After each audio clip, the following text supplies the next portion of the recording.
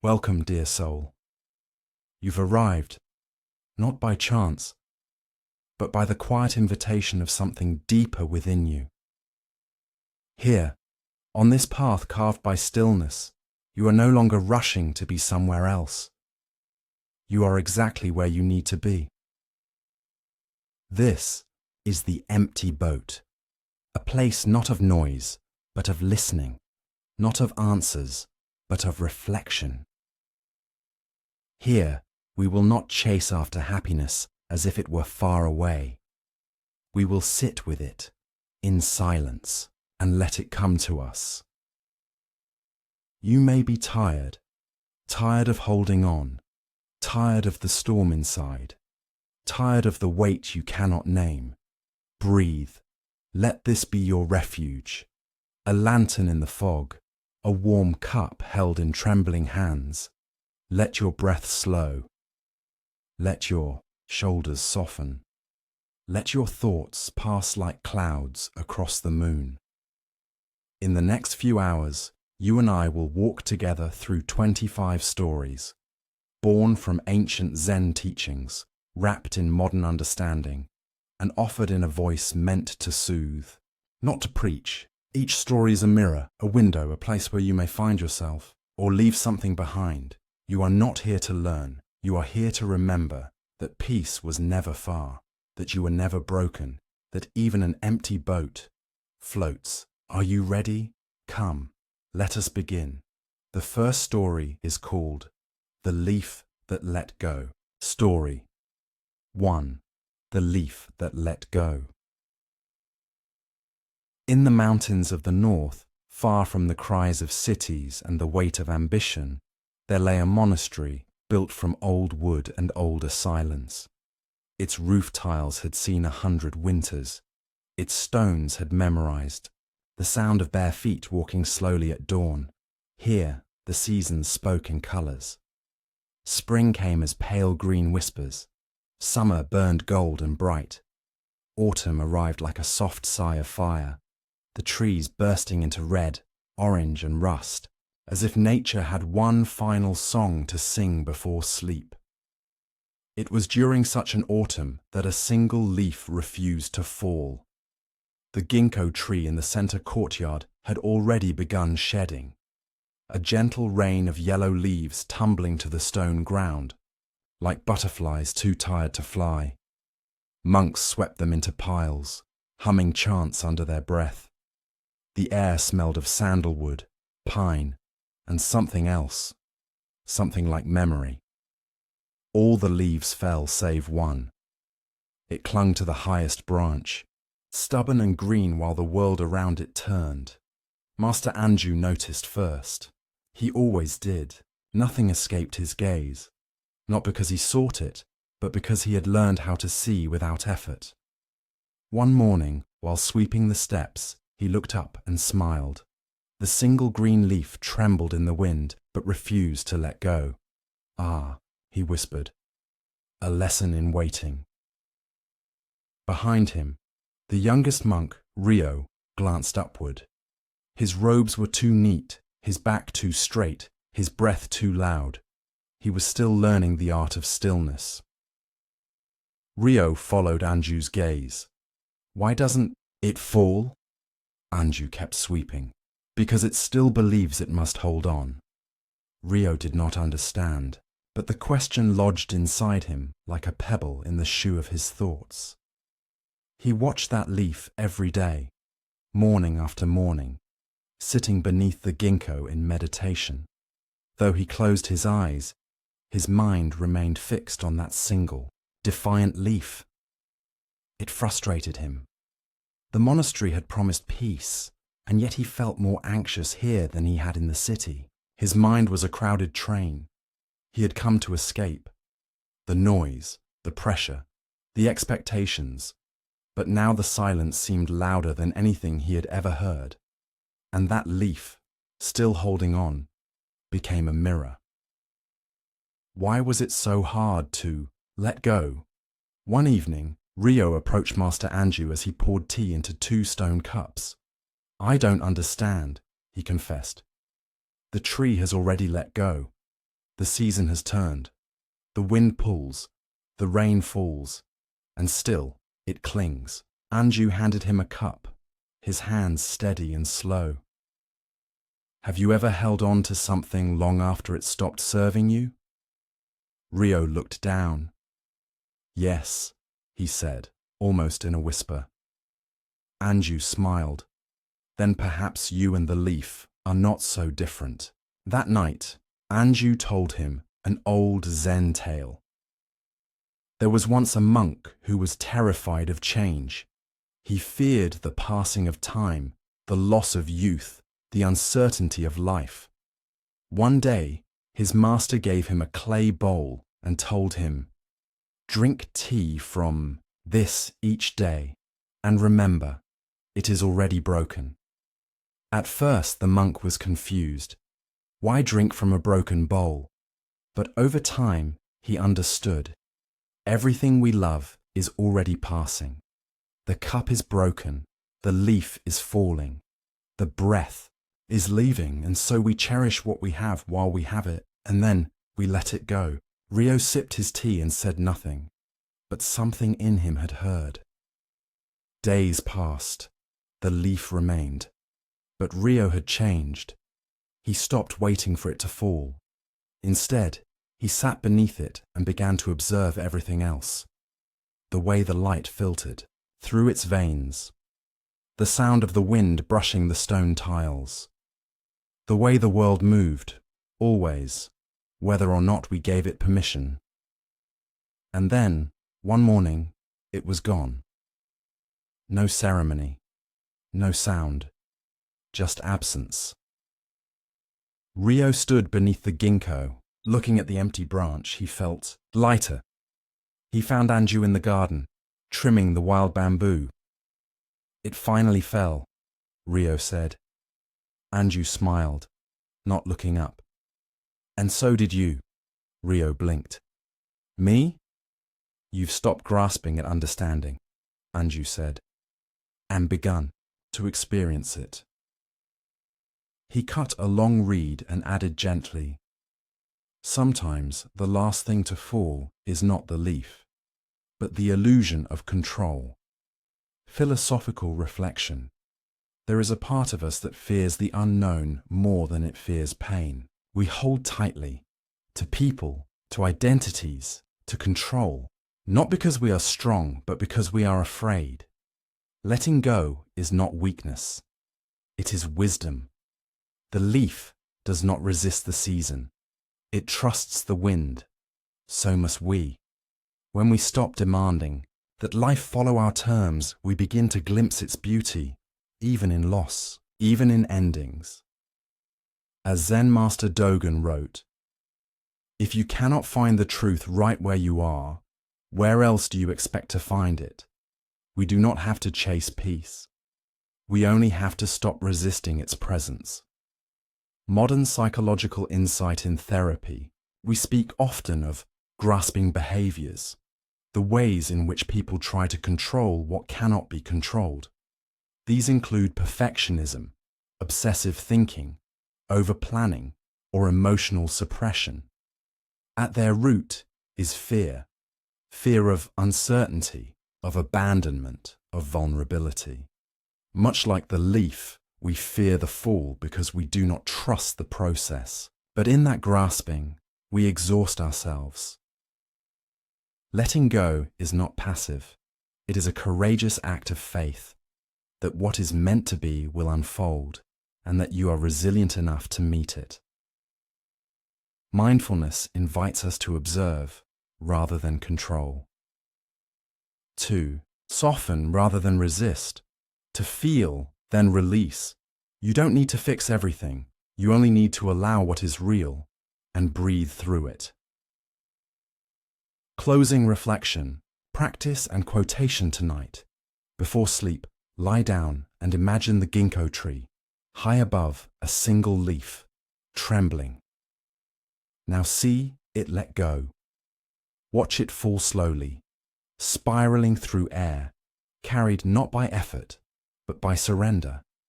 Let it land gently in your breath, and then let it fade Repeat silently. I let go of what I cannot hold. I trust the timing of my life.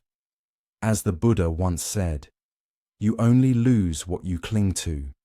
Let this be your practice, to observe without attachment, to live without grasping, to love without fear, to let go, not because you must, but because it is time. Sleep well, dear soul, the wind is with you. Story 2. Anger in the Bowl. There is a temple carved into the side of a grey mountain, where clouds come to rest like sleeping animals. No road leads there directly. Pilgrims arrive only when they are ready, or when their pain becomes too heavy to carry. In that temple lived a cook named Jiro. He was not a monk, nor did he chant sutras. He had never shaved his head. His robes were always a little stained with rice water and sesame oil, but it was said he understood Zen more deeply than any teacher who had ever stood behind the Dharma hall.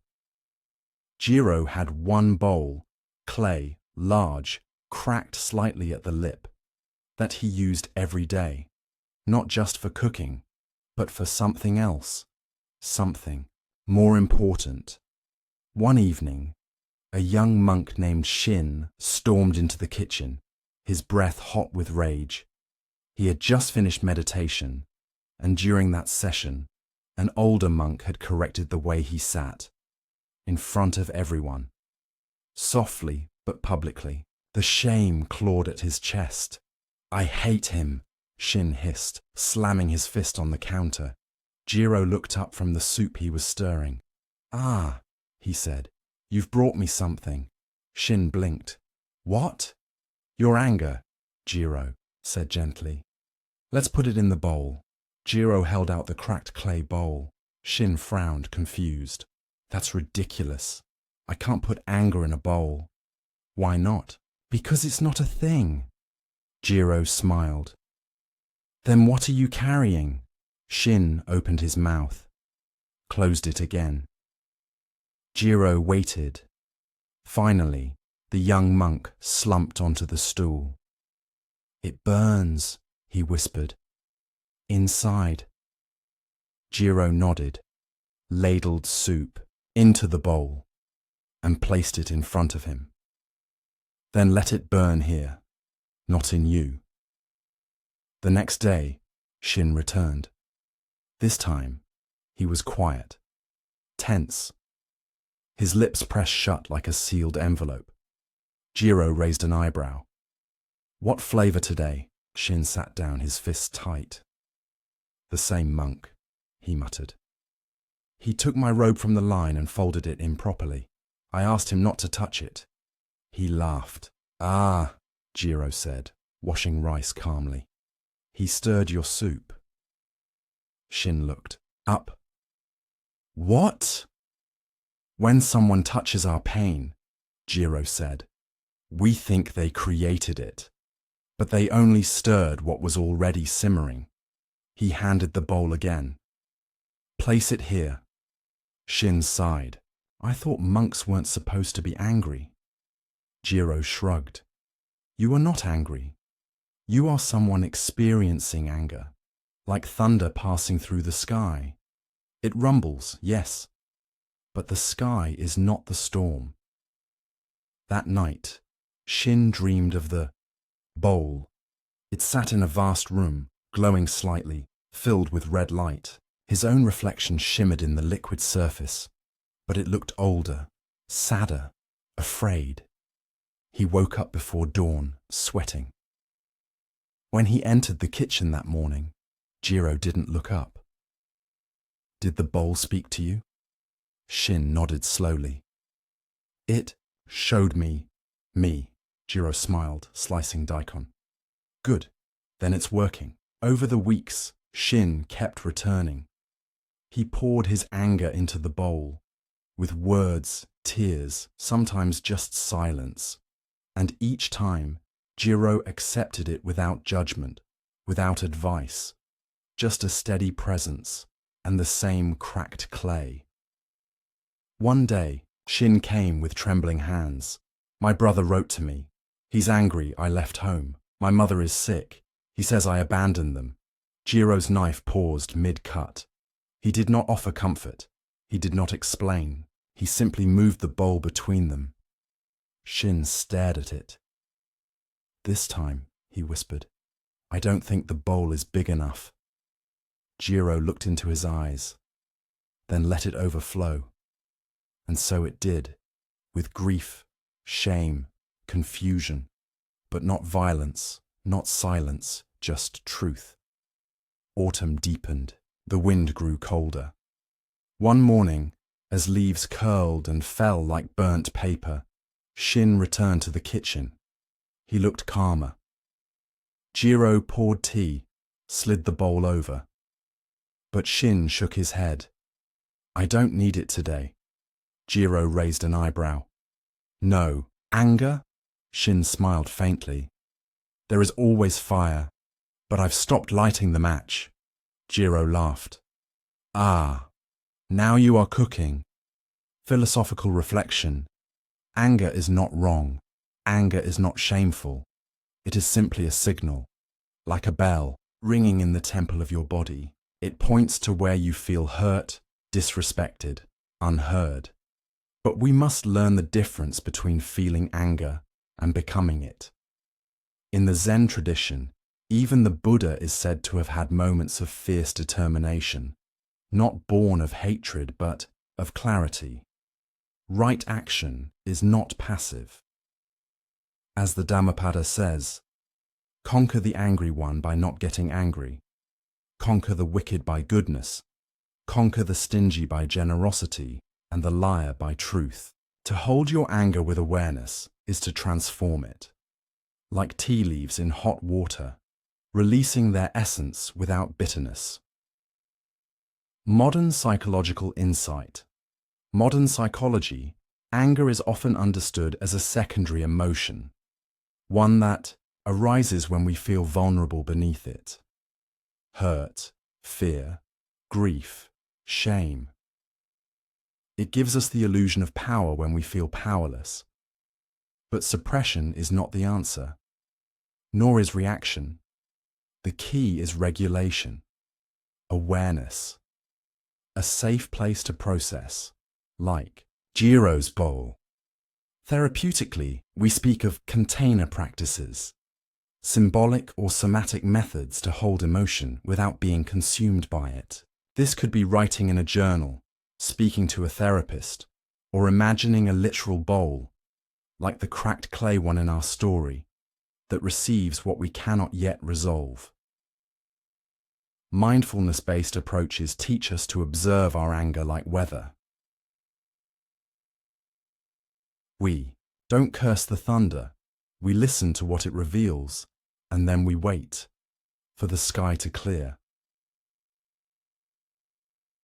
Closing. Reflection, practice, and quotation tonight. As you prepare for rest, sit quietly with your breath. Recall a moment today, or in your life, when anger visited you. Don't judge it, don't fix it, just place it, gently, in the bowl of your awareness. Inhale, I see you. Exhale, I will not become you. Repeat softly. Like the sky, I hold the storm, without becoming it. Like the bowl, I hold my fire, without spilling it. And when you're ready, whisper these words from Thich Nhat Hanh. When another person makes you suffer, it is because he suffers deeply within himself. He does not need punishment, he needs help. That's the message he is sending. Now breathe. Let the bowl rest beside you. Let the fire cool. Let your heart return to stillness. Story 3. The sound beneath silence. Long ago, in the southern hills where cherry blossoms fall like snow and the wind hums like a monk's breath, there stood a small monastery known as Suijo-in, the Water and Silence Temple. It was modest.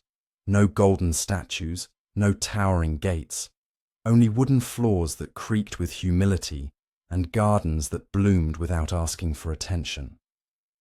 The master of this temple was a man named Shunyo.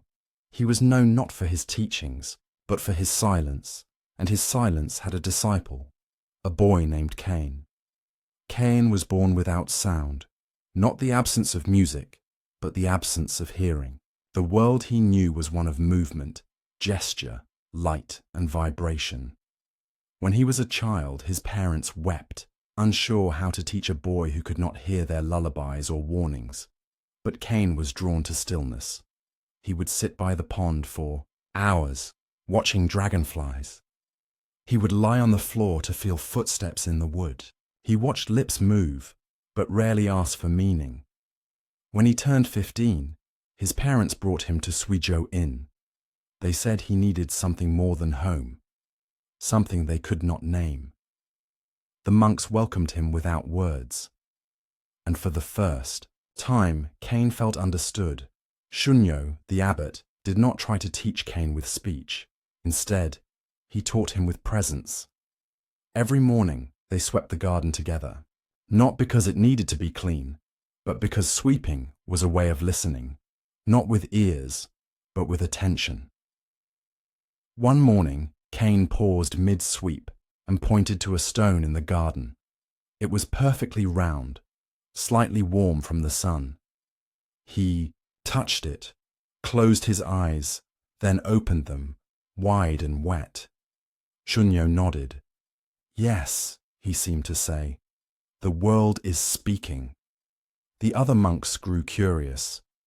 How does one teach Zen to someone who cannot hear the Dharma? They asked. Shunyo replied with a smile. Perhaps he is the only one truly listening. One day, a visiting monk came from the northern province, where bells were rung at every hour. He saw Cain and said, "Poor boy, he cannot hear the sacred bells." Shunyo shook his head gently. He does not hear the bell, but he hears what the bell is calling. As months passed, Cain became known for his attentiveness. He noticed when the wind changed direction. He knew when a monk was troubled, even if they smiled. He placed his hand on the ground before meditating, as if asking the earth for permission. But inside, Cain still carried a wound, one he could not name. He felt it most during chanting. The monks would sit in rows, chanting sutras in deep, rolling voices that filled the hall like waves. Cain sat among them, eyes closed, lips still. But he could not join. He could not feel what they felt. It was like watching a fire from behind glass. One evening, after the last bell had been struck, Cain lingered in the hall. He placed his hand on the floor. Nothing. No vibration. He placed his palm to the wooden column. Stillness. His chest tightened. For the first time in years, tears welled up. Not from pain, but from absence. That night, Shunyo found him in the garden, seated by the koi pond, staring at the moon's reflection. Cain signed slowly. Why was I born to never hear the teachings? Shunyo sat beside him, hands resting in his lap. He picked up a small stone, turned it over in his palm, and placed it in Cain's hand. Then he signed, "You do not hear the teachings. You are the teaching." Cain frowned. Shunyo tapped his own chest, then Cain's. The moon does not speak, yet it lights the path. The flower does not chant, yet it opens every morning. He placed a finger on Cain's heart. Truth is not in words. It is in being. From that day on, Cain stopped trying to hear with his body. He began to feel with his silence. He sat longer, walked slower, listened not with ears, but with presence. In the meditation hall, he would watch the breath of each monk, the rise and fall like ocean waves. He would place his hands in gasho, bowing to the space between words. And something shifted. He no longer felt outside the chant. He was the chant, the unspoken verse, the silent bell, the pause between notes. Years later, when Master Shunyo died peacefully beneath the old cherry tree, Cain did not cry. He walked to the garden, swept the stones, then lit incense without sound, without prayer, but the air around him shimmered, as if the silence was singing. The monks gathered, and though no bell was struck, they all heard something, a stillness so deep, it sounded like home. Philosophical reflection. We often confuse hearing with listening. True listening, in the Zen tradition, is not the reception of sound, but the dissolving of self into the moment. Cain could not hear, yet he became one of the deepest listeners in the monastery. Why? Because he had no choice but to feel, to attend, to sense the truth beyond language. In Zen, words are like fingers pointing at the moon, useful, but not the moon itself. As the Buddha said, the silence of the wise is louder than the words of the foolish.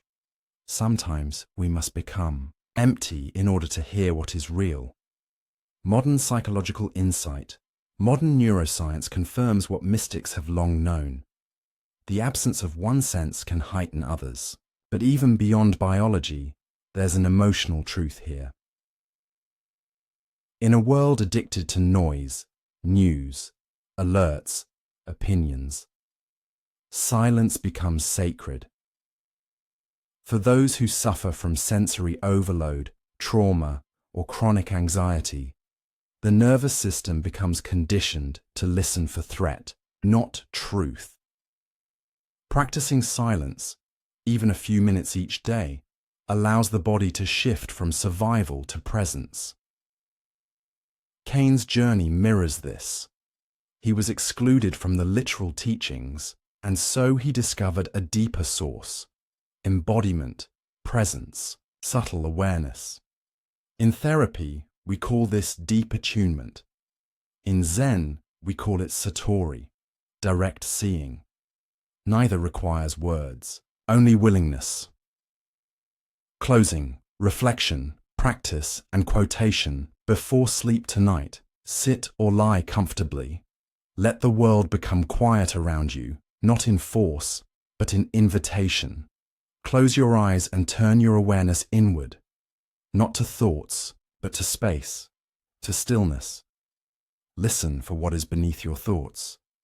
What do you notice? A sound? A hum? A pulse? Or perhaps just silence? Can you stay with it? Place your hand gently on your chest. Inhale slowly. Exhale slowly.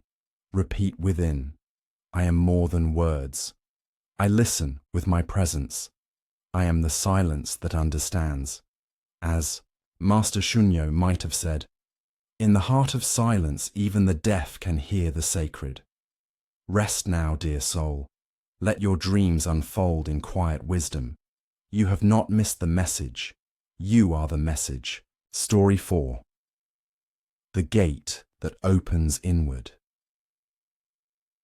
There once was a gate, tall and carved from fragrant cedar, weathered by decades of sun and prayer. It stood at the edge of a mountain temple that no longer received visitors.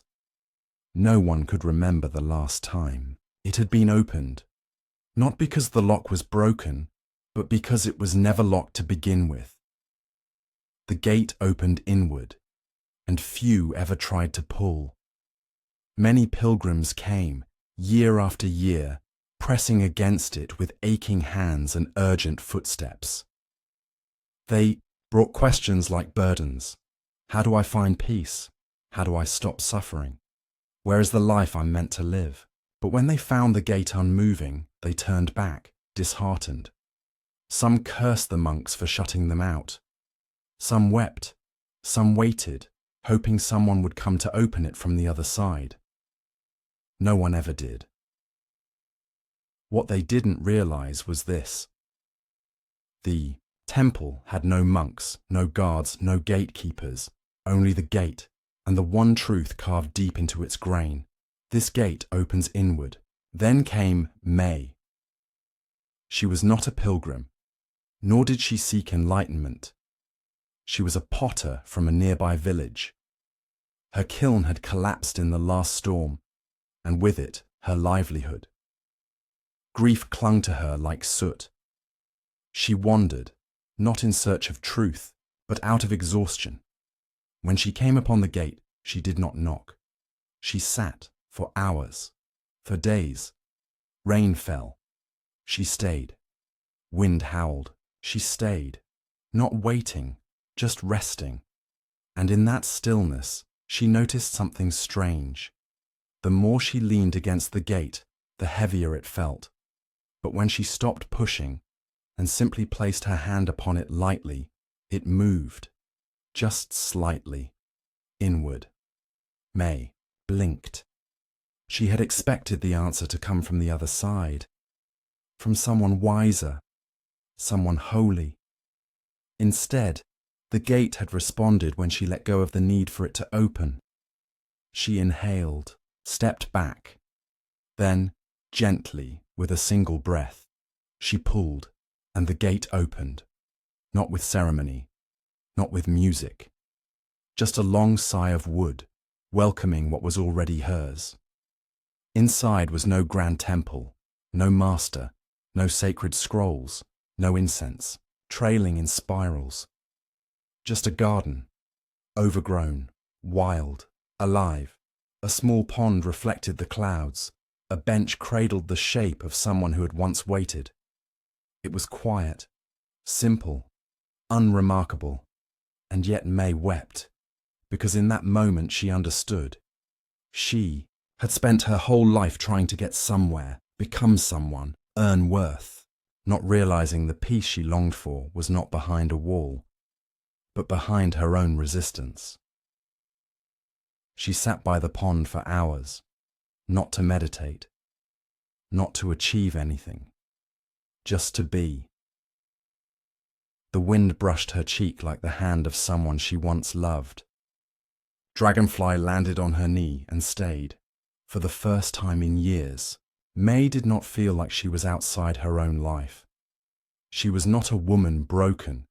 She was not a failure. She was not anything to be fixed. She was simply here, inside. From that day on, the gate remained open. But only for those who remembered the lesson. Those who pushed still found it heavy. Those who pulled with violence found it stubborn. But those who paused, who placed a hand with presence, found that the gate always responded, not to force, but to humility, to surrender, to inward turning. Philosophical reflection. So much of our suffering comes from outward seeking. We chase meaning in titles, peace in relationships, freedom in control. We imagine that truth is somewhere else, carried by someone wiser, just beyond our reach. But in Zen, the greatest koans are not about doing, but about being. The gate to peace does not swing out toward the world. It opens inward, toward stillness, toward the self before identity. As Rumi wrote, "Why do you stay in prison when the door is so wide open? We knock on doors that are already open within us, but we forget how to listen. We try to force our way in when all that's required is stillness and return." Modern psychological insight. In psychotherapy, we often speak of the internal locus of control, the belief that well-being comes from within rather than from external validation. Yet most of us live externally. We look for rescue, approval, permission. We wait for someone to tell us we are enough. But healing does not come from outside. It begins when we stop chasing a future self and turn inward with compassion. Like May, the moment we stop pushing, the moment We sit with what is instead of what should be. Something opens. It may be slow, it may creak, but it opens. And what we find inside is often more gentle than we imagined. Closing. Reflection, practice, and quotation tonight before sleep. Imagine a gate before you. It is large, solid, familiar. You've been pushing it for years, with expectations, fear, striving. Now stop. Step back. Place your hand on the gate lightly, with presence, with breath, with kindness. Inhale. I am not outside. Exhale. I am already home. Feel the gate respond, not because you forced it, but because you trusted. Now repeat silently, I no longer seek outside what was always within. I return to myself. This gate opens inward, and as you drift into dreams, let the words of the Buddha guide you. Peace comes from within. Do not seek it without. Rest now, dear traveler. You are not lost. You are just learning how to return. Story 5. Clouds over the moon. At the edge of a quiet lake, surrounded by weeping willows and wild grasses, sat an old woman named Ima. She had lived in a small thatched house for as long as anyone could remember. Her hair was silver and unbound, her hands wrinkled like old paper, her voice rarely heard. But she was known for one thing: she never missed the moon. Every full moon night, rain or clear, Ima would walk to the edge of the lake, sit on a worn, wooden bench, and watch its pale face rise in silence. Some said she was mad, some said she was wise, but no one ever interrupted her, for they sensed, in the way she sat, in the stillness of her back, that something sacred was happening, and they were right. Long ago, before her hair turned silver and her heart turned quiet, Ima had lost a son, not to war, not to sickness, but to time. He had grown, become restless, and left, chasing something he could never name.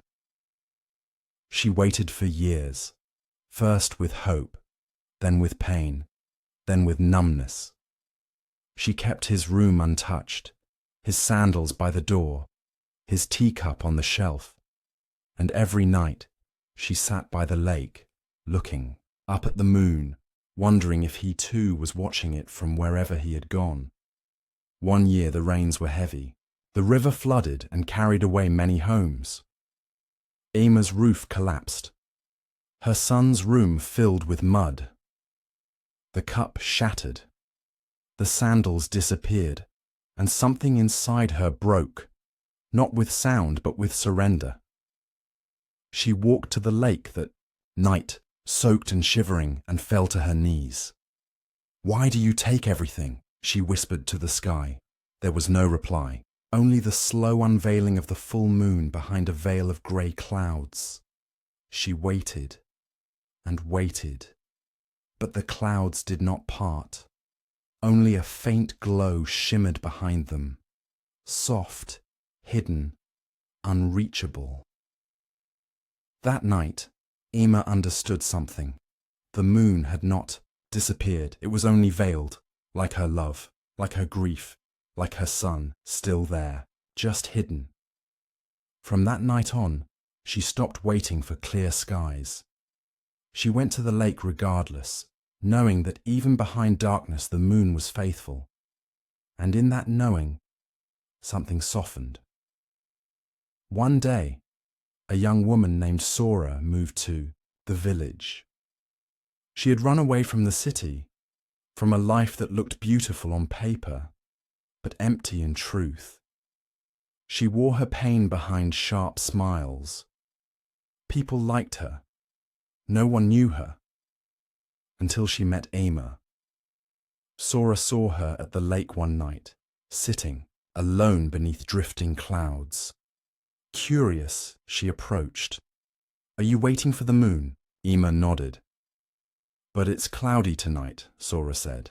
"I know," Ima replied, eyes never leaving the sky. "That's why I'm here." They sat together in silence. Minutes passed, then hours. Sora found herself crying, quietly without warning. Ima didn't ask why. She simply reached out and held her hand. No words, no fixing, no advice, just presence, just like the moon. Over time, more villagers came to join them, one by one, silently, humbly, not to talk, not to escape, but to sit, to remember something they had forgotten in the noise of life, that even when unseen, what matters most remains.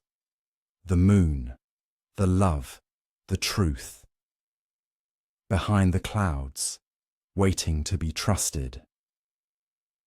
On her last night, years later, when Ima's breath had grown thin and her body soft as cloth, she asked to be taken to the lake. The villagers carried her gently. She looked up. Clouds filled the sky. She smiled. "Perfect," she whispered, and then she closed her eyes. Not to sleep, but to rise. Like the moon she had never stopped waiting for. Philosophical reflection. Life is impermanent. Clouds come and go. Loved ones come and go. Joy and sorrow dance in spirals, and no moment lasts forever.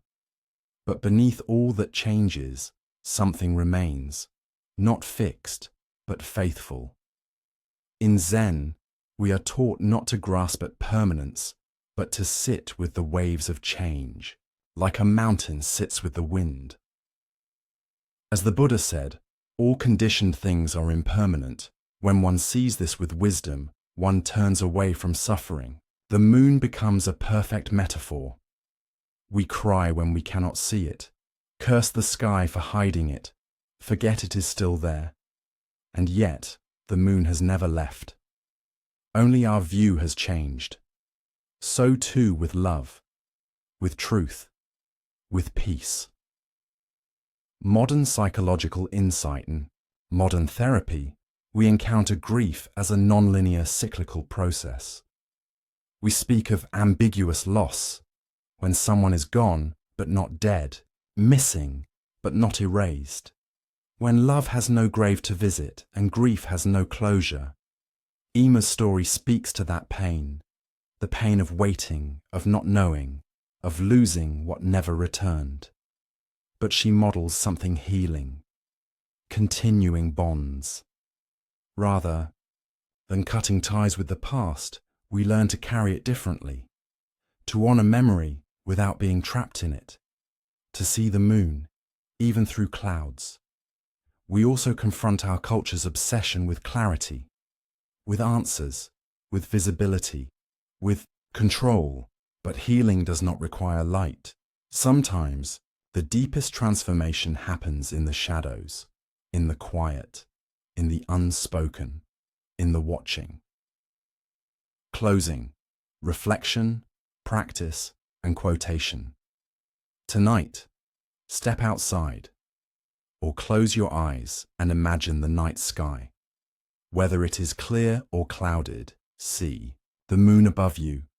Even if it's hidden, know that it is there, watching, shining, unchanged. Now breathe in, even when I cannot see it. Breathe out. The truth remains. Repeat silently. My grief is not a wound, it is a window. Behind all loss, something remains. The clouds do not erase the moon. And let these words from Zen Master Thich Nhat Hanh carry you into rest. It is not impermanence that makes us suffer. What makes us suffer is wanting things to be permanent when they are not. Rest now. Let the clouds pass. Let the moon rise. Let the ache become awe. Story 6. The broken cup still holds tea. In a forgotten village tucked between two ranges of cloud-covered mountains, there lived an old monk named Senzo. His temple had long since fallen into ruin. The roof was patched with bamboo mats. The prayer flags were faded into ghost colors. Ivy crept up the wooden beams like time reclaiming its debt. But every morning, without fail, Senzo would prepare 2 cups of tea. One for himself, and one for the empty seat across from him. No one came. No one had come in years. Still, he poured. Still, he bowed. Still, he smiled, as if someone was always there. The villagers whispered about him. Some said he had once been a great teacher, known far and wide. Some said he had lost someone dear and never recovered.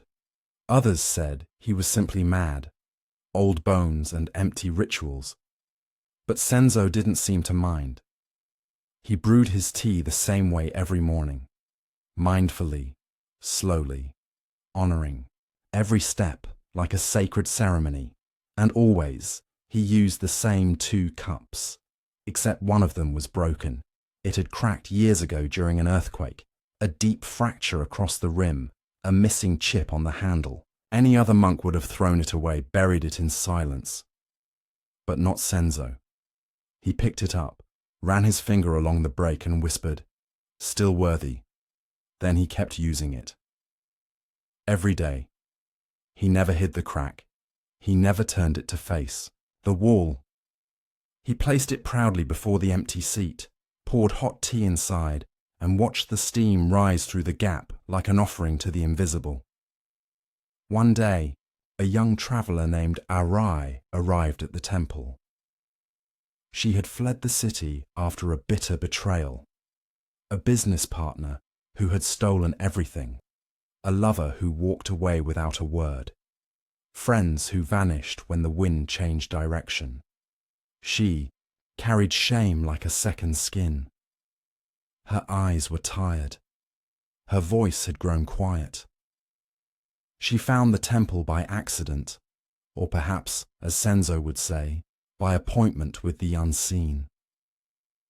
When she entered, Senzo looked up, bowed, and said only, "Welcome."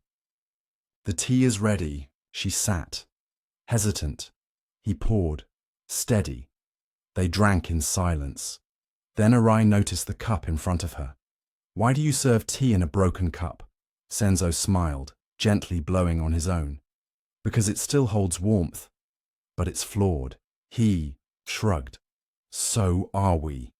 Later that day, as she helped sweep the courtyard, Arai asked, "Who is the second cup for?" Senzo replied, "Someone who no longer walks with me." She paused, unsure if he meant death, abandonment, or something else. But the answer didn't matter. She understood. Sometimes, presence lingers even after absence. And sometimes, grief becomes a guest we learn to pour tea for. Arai stayed 3 days. She swept the stones, lit incense, sat beneath the wind chimes and listened to the silence. Each morning, she joined Senzo for tea. Each time, the broken cup was there, and each time, it did not leak. She began to see herself in that cup, cracked, weathered, chipped at the edges, and yet still capable of holding something warm, still capable of being part of the ceremony. Still, enough. On the 4th morning, as she prepared to leave, Senzo handed her the broken cup. "For you," he said simply. She protested. "But it's yours." "It's already part of you now." She stared at the crack, once a flaw, now a reminder. Reminder that broken does not mean useless, only different. Years later, in a city tea house she opened with her own hands, Arai would serve strangers with a calm smile and quiet eyes. And on the top shelf behind her, in a place of honor, sat the cracked cup, empty but never forgotten, a symbol of healing, a whisper of warmth, a vessel of memory. Still whole, even in its imperfection. Philosophical reflection. In the Zen tradition, imperfection is not an obstacle to truth. It is part of the path. Wabi-sabi, the Japanese aesthetic rooted in Zen, honors what is incomplete, transient, and weathered. A cracked bowl, a faded wall, a crooked tree. To seek only what is flawless is to miss the beauty of what is real. As the Buddhist scriptures remind us, just as a potter's clay vessel may be cracked or chipped and still carry water, so too a being may be wounded and still carry the light of awareness. Senzo's broken cup teaches us this. You do not need to be fixed to be of service. You do not need to hide your pain to be accepted. You can be whole, even in your fracture. Modern psychological insight in trauma recovery, there's a powerful concept known as post-traumatic growth. The idea that from pain can come resilience, depth, and new meaning. Healing is not about erasing scars. It is about integrating them. The broken cup becomes a metaphor for the self after suffering, not restored to its original shape, but transformed into something wiser. In certain therapeutic modalities, we invite clients to name their wounds not as flaws, but as openings, places where light gets in. Senzo did not try to repair the cup. He honored its new form, and in doing so, he taught Arai to honor hers. We are not meant to be perfect. We are meant to be real, and in that, we become most human, most compassionate, most sacred. Closing. Reflection, practice, and quotation tonight. Before you sleep, find a quiet place to sit with yourself. Place your hands gently on your chest. Think of a part of you that feels cracked, flawed, incomplete. Do not try to fix it, just see it. Now repeat softly, I still hold warmth. I am still a vessel of light. I am whole in my imperfection. Visualize a cup in your hands, chipped but glowing. Pour tea into it in your mind. Feel its warmth. Know that it still serves. As Zen Master Kintsugi reminds us in silence, the crack is where the gold begins. Rest well, dear heart. You are not broken. You are beloved, and your story still holds tea. Story 7. A Candle in the Rain. In a small mountain village where the clouds hung low enough to touch the treetops, there lived a boy named Haru. He was born during a storm, thunder shouting across the valley, wind tearing the rooftops, and rain falling sideways like a war between sky and earth. The midwife called him the storm child. He grew up under a sky that never quite cleared, not because the weather stayed bad, but because inside him, clouds always lingered. Haru felt things too deeply. He would cry at the sight of a dying flower, flinch when people shouted, hide when emotions grew loud. The villagers called him sensitive. His father called him soft. His mother called him sacred. But Haru only felt strange, like a candle in the rain, always about to go out. One evening, when he was 12, a fire broke out in the village. A nearby cottage, struck by lightning, burst into flame. People shouted, ran, threw buckets of water. Chaos reigned. Haru stood in the middle of it all, paralyzed. He wanted to help, but his legs wouldn't move. When the fire was finally put out, his father looked at him with disappointment. You just stood there, he said. Like always, useless. The words cut deeper than the smoke. Haru didn't speak for 3 days, and when he did, it was to ask his mother one question. Why am I like this? She didn't answer right away. Instead, she lit a candle, placed it between them, then gently splashed water from a bowl beside it. The candle flickered, but did not go out. "Because," she said softly, "you were born to burn gently, not to rage." Years later, after both his parents had passed and the village had changed hands to new families, Haru became the keeper of the forest shrine. It was not a formal role. No one had asked him to, but he went every day, swept the steps, lit incense, and kept the roof patched. He rarely spoke, but those who passed through often found him sitting beneath the eaves, even in the rain, holding a small candle in his hands. It never seemed to go out, even in the worst storms, even when the wind howled like a wounded beast, even when the rain came down like knives. They would see him there, quiet, steady, and feel something unexplainable settle in their chest. One day, a woman arrived at the shrine. Her name was Mio. She had walked from the distant city, her shoes worn thin, her eyes hollow. She was running, from grief, from shame, from something she could not name. When she saw Haru sitting there, candle lit in the storm, she collapsed beside him and sobbed. "I'm breaking," she whispered. Haru said nothing. He simply offered her the candle. She stared at it. "It shouldn't still be lit." "It is," he replied. "So are you." She stayed 3 days, didn't speak much, but she watched him, the way he moved slowly, never rushed, never loud, the way he tended to the shrine with care, as if even the broken tiles deserved reverence. On the last day, before leaving, she asked, "How do you keep it burning?" Haru looked at her, and for the first time in years, he smiled. "Because I've stopped fighting the rain." Philosophical reflection. In Zen, we speak often of the middle way, not suppression, not indulgence, but presence. To be a candle in the rain is not to resist the storm, it is to shine with it. Haru's story is not about being unshakable. It is about allowing vulnerability to become strength, about learning that gentleness is not weakness, but a form of wisdom.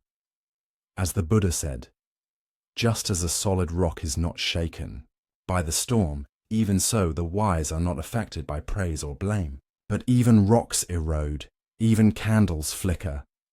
True peace is not the absence of emotion. It is the ability to sit with it, breath by breath, and remain whole. Modern psychological insight. For many highly sensitive individuals, emotions are not ripples. They are tidal waves. In modern psychology, we recognize this through the lens of emotional intensity, neurodivergence, or even complex trauma. Such individuals often feel overwhelmed, overstimulated, and misunderstood. The survival strategy becomes avoidance, numbness, dissociation, self-criticism.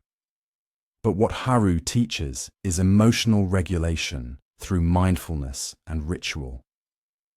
By tending to a flame in the storm, he developed a sense of agency.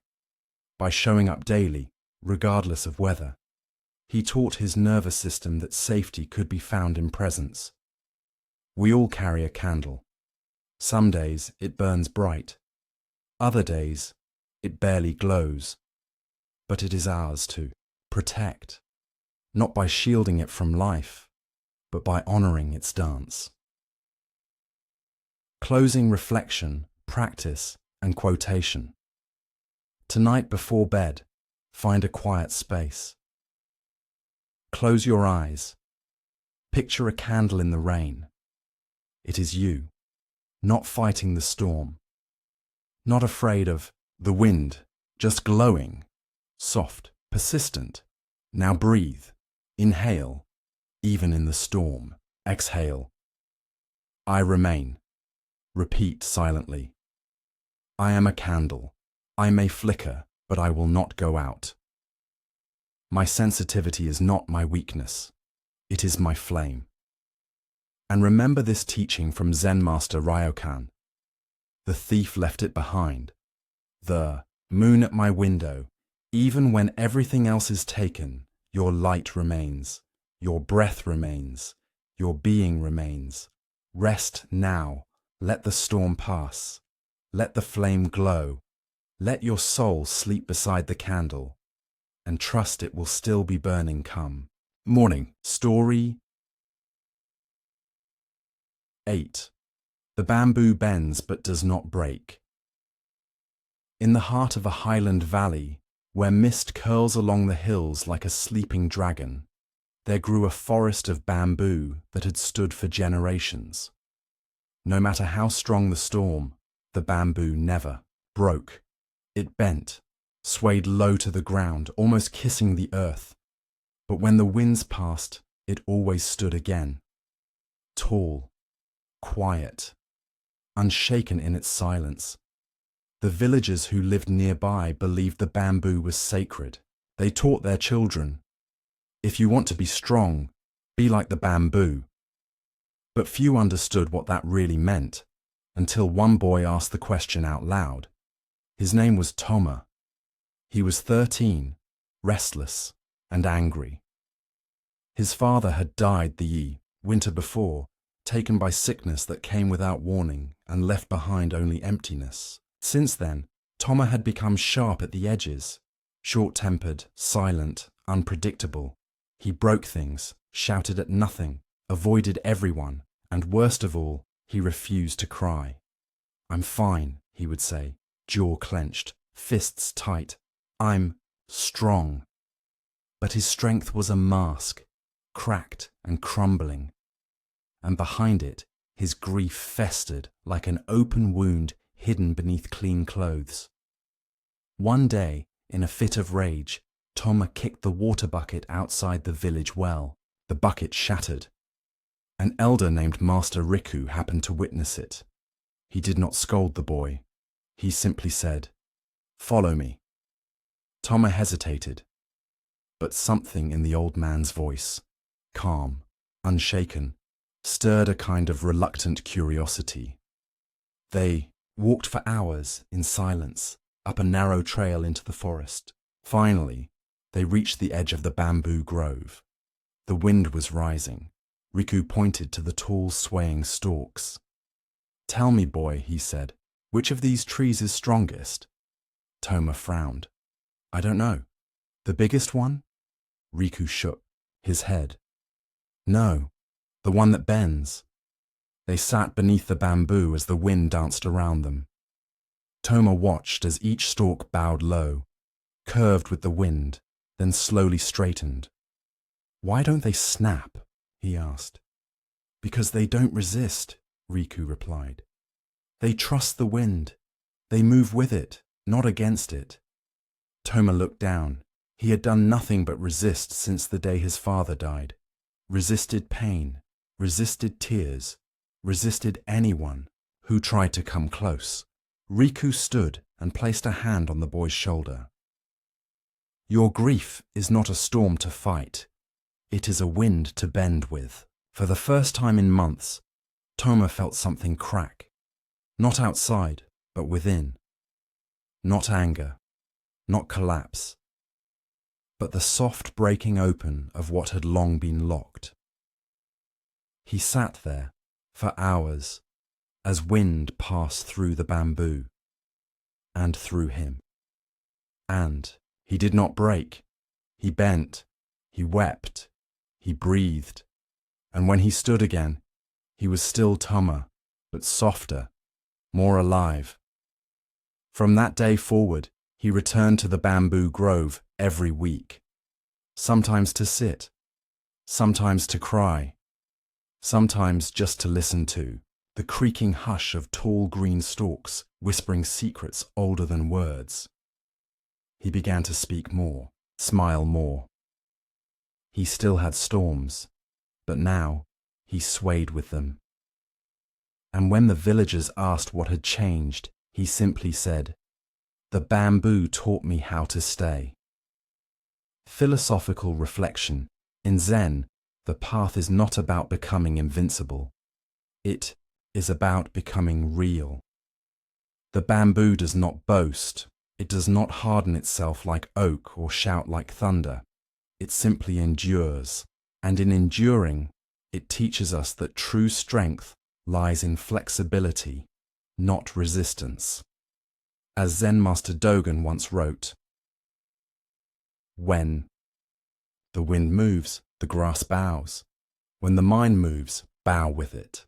Thoma's journey reminds us that to be soft is not to be weak, but to be wise. That grief is not something to conquer, but to companion. And that the storm, too, is part of the way. Modern psychological insight. Modern resilience research emphasizes not just bouncing back, but bending well. Emotional flexibility, the ability to feel without collapsing, to adapt without losing self, is one of the strongest predictors of mental well-being. Thoma's early coping style was what we call emotional suppression, bottling pain under a rigid idea of strength. But suppression leads to disconnection. Instead, Master Riku invited acceptance-based regulation, to feel grief as it arises, to trust that it will pass, and to allow oneself to bend with its weight. Like bamboo, our nervous system becomes more resilient when we move with emotional energy, not against it. We don't have to hold everything still. We only have to stay rooted and sway. Closing. Reflection, practice, and quotation. Before sleep tonight, lie down and imagine yourself as a stalk of bamboo, rooted deep in the earth, reaching softly into the sky, surrounded by 1,000 others, breathing with you. Now imagine a wind passing through, not harsh, just present. Feel yourself bend, not break. Repeat slowly. I move with what comes. I am soft and strong. I bend and remain. Let this ancient saying guide you into rest. The bamboo that bends is stronger than the oak that resists. So rest now, gentle soul. Let go of resistance. Let yourself bend. Let the storm pass through and rise with the dawn, supple, still, unbroken. Story 9. The Monk Who Didn't Answer. In a monastery nestled high on a wind-washed ridge, there lived a monk named Tetsu. He was not the head abbot. He gave no formal teachings. He wrote no books, yet he was known across provinces as the monk who didn't answer. It wasn't that Tetsu didn't speak. He simply chose silence where others rushed to explain. When asked a question, he often bowed. When insulted, he smiled. When challenged, he remained still. Some thought him enlightened. Some thought him arrogant. But no one ever forgot the experience of standing in front of him, because his silence was not absence. It was presence, distilled. One autumn, a young samurai named Jiro came seeking him. Jiro was restless, trained in combat, praised for discipline, but tormented by a mind that never slept. "I have mastered the sword," he told the gatekeeper. "Now I must master the self." The monk at the gate bowed and led him to the garden, where Tetsu was sweeping golden leaves into soft piles. The monk whispered, "Ask your question." Jiro approached, cleared his throat, and spoke with precision.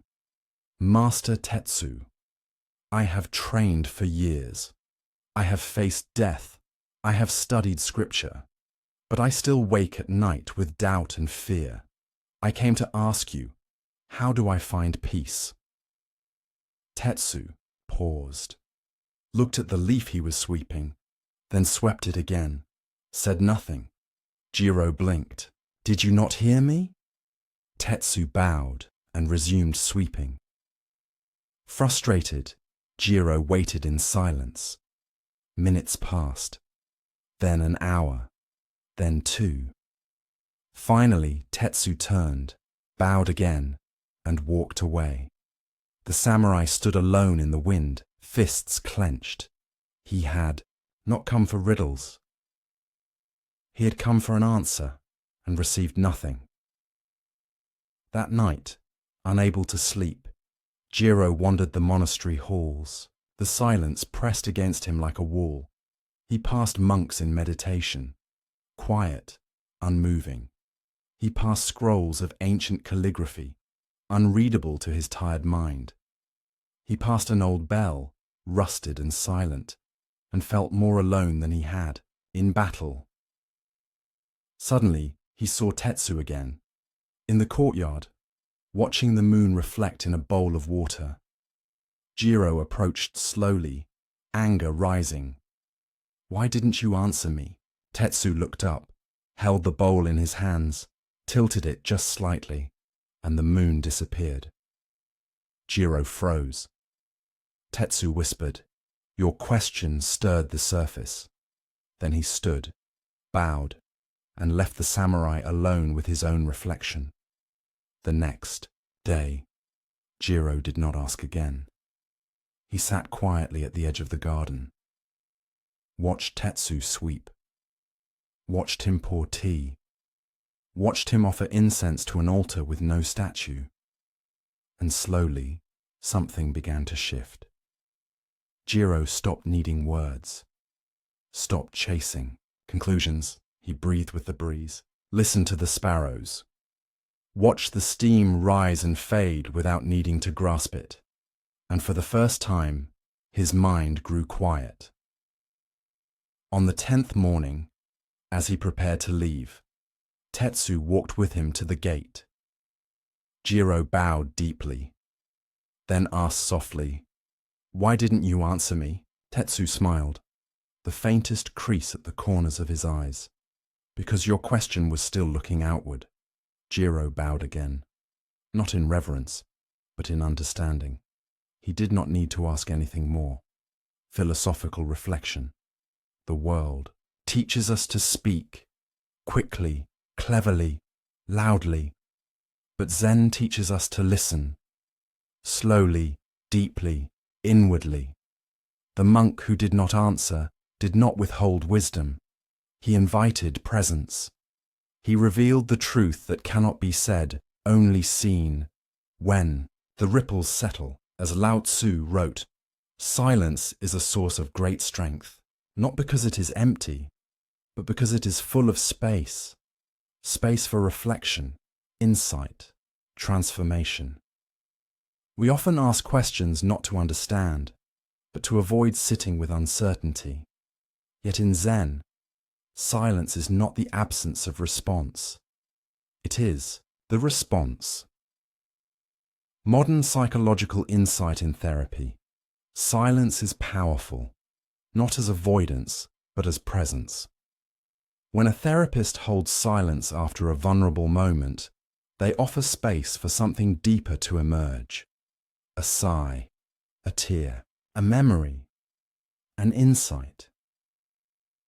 Tetsu practiced what psychologists call containing space, the art of being with someone without rushing to fix, explain, or control. In a culture of urgency, silence can feel threatening. But to a regulated nervous system, silence becomes sanctuary. For many clients, especially those with trauma or anxiety, answers are less healing than being witnessed without pressure. Jiro's question needed not information, but integration. And Tetsu offered that, with his breath, his bow, and his stillness. Closing, reflection, practice, and quotation tonight. Sit in silence for 5 minutes. No phone, no music, no goals, just you and the air around you. If thoughts arise, let them pass. If emotion stirs, let it swirl. Place one hand on your heart and repeat silently. Not every question needs an answer. Not every wound needs a name. I listen to what arises when I stop seeking. Let this Zen proverb guide you. When the mind is still, the truth appears like the moon in a clear lake. Rest now. Let the ripples settle. Let the moon return. Let silence hold you. You are not unanswered. You are simply present. Story 10. The Garden Without a Gate. In the outskirts of a quiet village, surrounded by moss-covered stones and crooked paths, there was a small, hidden garden that no one remembered planting. It had no name, no gate, no sign. And yet, travelers often stumbled upon it, not in search, but in surrender, a turn in the road, a wrong step, a breath taken a little too long. And suddenly, they found themselves among wild blossoms, gnarled trees, and the sound of bees tracing sunlight between petals. Some called it enchanted. Others said it was an old monk's dream that had grown roots. But the villagers called it the garden without a gate, because it could not be entered by force, only by grace. An old man named Koji was its keeper. Not by title, not by appointment. He simply arrived one day with a broom in his hand, swept the stones, pulled a few weeds, and never left. He lived in a tiny hut nearby, brewed tea from rain-soaked herbs, and never asked for coin. To those who found him there, he offered no lessons, no teachings. Just a stool beside him, a cup of warm tea, and the silence of things that had nothing left to prove. One morning, a merchant from the city came, furious with dust on his robes and exhaustion in his eyes. His name was Daisuke. He had risen early, missed his horse cart, argued with a customer, and found himself walking further than planned. He stumbled into the garden by accident, cursing his luck, and froze. All around him, the world was still. A butterfly hovered without. Hurry, a small pond rippled with the landing of a single leaf. Somewhere, a bamboo flute played, or perhaps it was just the wind. He saw Koji sitting by a low table, pouring tea into 2 clay cups. Without speaking, Koji gestured for him to sit, and, for some reason, Daisuke did. They drank in silence. Then the merchant, impatient, spoke. "Is this some kind of temple?" Koji smiled. "Only if you treat it like one. I don't see any walls, no gates, no altar." "No need," Koji replied, sipping. "The sacred is already here," Daisuke scoffed. "I came all this way, and there's nothing special here." Koji looked at the leaf floating in the pond, then at the ant carrying a crumb across the stone, then at Daisuke. "Isn't that enough?" The merchant looked down, and for the first time in years he noticed how loud his mind had been. Chasing, counting, measuring, and missing. This. The steam rising from his cup, the warmth of sunlight on his back, the taste of herbs grown in silent soil. He drank again. Slower, and when he left, he said nothing, but he walked lighter. That's how the garden worked. It was never marked on maps. No one could explain how to find it. But it always found those who had forgotten something simple. That presence is a gateless path. And the most sacred, moments arrive dressed as ordinary. Philosophical reflection. In Zen, there is a famous koan, the gateless gate. A paradox. How can a gate be gateless? But this is not a riddle to be solved. It is an invitation to see clearly. The path to truth does not begin when we pass through something external. It begins when we stop stepping over the present moment in search of something more. As Master Linji said, when hungry, eat. When tired, rest. That is the true path. We spend our lives trying to enter temples of success, of enlightenment, of peace. but overlook the sacred already blooming in our breath. The garden without a gate reminds us there was never a lock. We were always home. Modern psychological insight, cognitive science calls it the invisible present. The way our brains skip over the now in anticipation of the next. This shows up as anxiety, distraction, chronic dissatisfaction. But mindfulness reverses this momentum. It invites us to re-inhabit what we've labeled as ordinary. A sip of tea, a breeze through the curtain, the texture of breath. Therapists often introduce grounding exercises not to escape pain, but to return to simplicity. What do you hear? What do you feel? What do you smell? Presence is built through attention. Koji never preached mindfulness. He practiced it, and in his garden, others remembered how to see. Closing.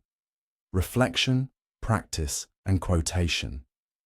Tonight, before sleep, close your eyes. Picture yourself entering a garden. No gate, no threshold, just a step, and you're there.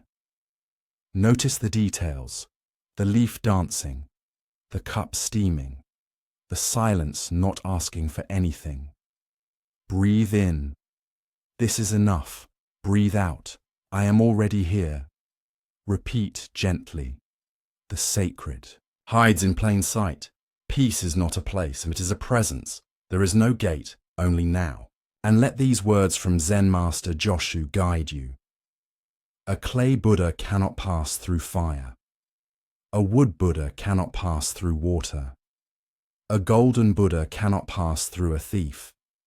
The true Buddha sits before you, drinking tea. Rest now. Let go of seeking. Let the ordinary reveal its light. You have entered the garden. There was never a gate, only a return. Story 11. The Wolf and the Bell. In the northern forests, where winter speaks in silence and the moon never rises quite the same way twice, there was a village bordered by shadow and story. The elders said that beyond the final row of pine trees lived a creature that could never be seen, only heard. A wolf, not one of fur and fang, but of hunger and breath. It did not howl, it did not chase. It waited, inside hearts, behind thoughts, and the only way to know it had come was the sound of a bell. The villagers hung bells outside every door, small ones, made of bronze or brass, tied with red thread. When someone in the village fell ill with rage or greed or confusion, the bell would ring, softly, without wind, as if the wolf had brushed against the soul. They called it the bell of shadow. No one feared it, not truly, but they respected it. They learned to listen, and when a bell rang, the affected person would go to the old hut at the edge of the trees, where an elder named Aya lived in solitude. Aya did not scold. She did not preach. She simply watched and waited, and when the time was right, she offered tea and stories. Sometimes that was enough. Sometimes it took longer. But no one ever returned unchanged. One winter, a boy named Ren had a bell that rang for 3 nights in a row. He was 17, sharp-minded, strong-willed, and full of fire. His father had died in the mines. His mother had grown quiet, and Ren, feeling helpless, grew angry at the world, at the gods, at himself. He shouted, he drank. He struck a friend who made a joke too close to truth. On the 4th morning, his bell rang not softly, but violently, as if the wolf no longer waited. So he went to Aya. She was sitting outside, wrapping tea leaves in cloth. She looked up. The wolf. He nodded, jaw tight. She gestured to a stool. He sat, arms crossed. I don't believe in fairy tales, he muttered. Good, she replied. Fairy tales are for children. This is for the part of you that forgot it was ever one. They sat in silence. Then she said, Let me tell you a story. Long ago, there was a man who had 3 wolves inside him. One hungered endlessly, always wanting more. One burned with rage, always ready to fight. One wandered blindly, lost in illusion. He fed them all, with envy, with pride, with lies, and they grew. One day, he heard a bell. He searched the forest, thinking it came from outside, but it rang louder the deeper he looked within, until finally he saw them, the wolves, full grown, snarling beneath his ribs. He cried out, What do you want from me? And they answered in one voice, Everything. Wren stared at the fire. Is that your way of saying I'm a bad person? Aya poured tea. No, only that you've fed something that now wants more. He was quiet, then whispered, How do I make it stop? She placed a hand on her own chest. By feeding something else. Over the next few days, Wren stayed at the edge of the forest. He helped repair Aya's roof. He gathered firewood.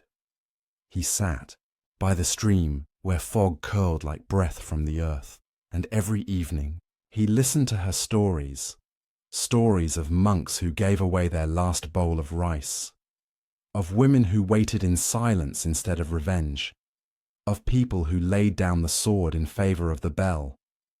He still felt the wolves, still felt the hunger, the heat, the fog, but he no longer fed them. On the 7th day, his bell stopped ringing, not because the wolf had vanished, but because Wren had learned to hear it before it moved. Aya gave him one final gift, a small bell, worn and quiet. Hang it, not outside your door, she said, but inside your mind. Let it ring not when the shadow wins, but when it whispers. Wren bowed deeply, and for the first time the forest felt less like fear and more like truth. Philosophical reflection in Buddhism, we speak of the 3 poisons, greed, anger, and delusion. They are not external enemies, but internal energies. The wolf is not something to kill, but to understand. The bell, like mindfulness, alerts us, not with judgment, but with awareness. When we feel a craving, a flare of rage, or a fog of confusion, the bell rings, and we are given a choice to feed the wolf, or to sit with the hunger, to lash out, or to breathe in, to chase illusion, or to wait for clarity. As the Buddha taught, those who conquer themselves are greater than those who conquer 1,000 men in battle. The real victory is inner, and it begins with the sound of the bell. Modern psychological insight in therapy, we often explore impulse awareness, the ability to recognize emotional triggers before they become actions. This mirrors the bell. Our inner bell might be a sensation in the chest, a thought loop, a tightening of the jaw. People with trauma or intense emotional reactivity often feel hijacked by their inner wolves, but through grounding practices, breathwork, and narrative integration, we can learn to respond, not react. Aya didn't extinguish Wren's pain. She gave him space, reflection, and story. That's how emotional regulation begins, not by force, but by presence. Closing reflection, practice, and quotation tonight. As you prepare for rest, close your eyes. Imagine a bell within your chest, quiet, steady, old. Listen, let it ring gently as you breathe. Inhale. I notice the stirrings. Exhale. I do not feed the wolf. Repeat. I recognize desire and breathe. I feel anger and stay. I meet confusion with kindness, and let these words from the Dhammapada settle in your heart. All that we are is the result of what we have thought. The mind is everything. What we think, we become. Rest now. Let the wolves curl into sleep. Let the bell ring once more, softly, wisely. You are not the storm. You are the one who listens. Story 12. The house that floated away. In a quiet valley, where the river ran like a silver thread through green earth, there once stood a house, modest, wooden, crooked with time. It belonged to a woman named Hana. She had lived in that house since her youth. Her father had built it with bare hands and soft grunts. Her mother had planted herbs by the window, and Hana, once a child with muddy feet, had carved her name into the doorframe like a secret oath. I will never leave. She lived. Simply a cup of tea at sunrise, a basket of vegetables from the garden, a soft tatami mat where she slept, dreamt, and sometimes cried. People called her quiet. But inside, she held tightly to everything, to the chipped bowl her father once used, to the scarf her mother left behind, to the walls that creaked in ways only she understood. The house was not just shelter. It was her memory, her safety, her identity. She had promised never to leave it, but she never imagined it would be the one to leave her. One summer, the rain did not stop. Day after day, the skies wept, the earth swelled, the river groaned, and then, one night, under a moon blurred by storm clouds, the river rose, not gradually, but suddenly, a wall of water. Silent at first, then rushing, it broke past the tree line, devoured the edge of the field, and reached Hannah's doorstep with a whisper that turned into a roar. By the time she opened her door, the water was already inside. She reached for her father's bowl, her mother's scarf, the photo, the carved spoon, the diary. But the river was faster. She grabbed only what she could carry and fled to the hill behind the village.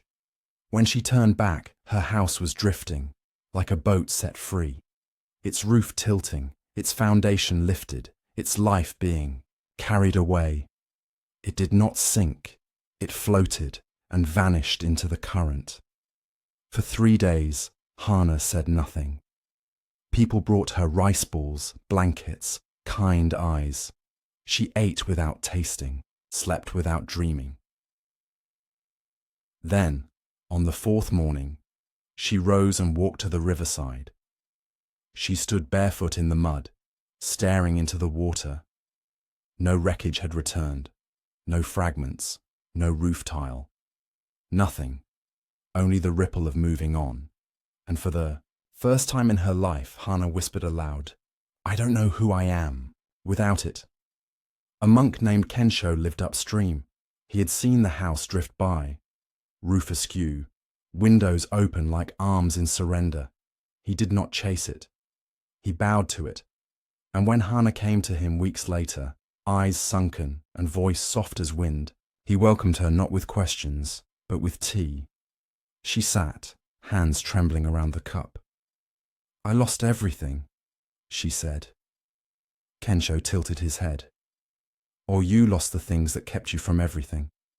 She blinked. He gestured to the river. "Outside his window. You loved the house, yes. But did it love you?" She said nothing. "Did it ask to be your identity? Or did you place yourself inside its walls?" She looked down. "I don't know how to live without it." He refilled her cup. "Then perhaps you are finally free to find out." Hana stayed. She swept the temple steps, cooked simple meals, watered moss with the care of a mother who has lost and remembered, and every evening she sat by the river. Sometimes she cried, sometimes she smiled. Sometimes she just watched, as twigs floated past, as fish flickered like silver thoughts, as the world moved without her permission. And one night, she whispered something new. "Thank you for taking what I could not let go of." Years passed. She never rebuilt the house. She planted trees where it once stood, each one different.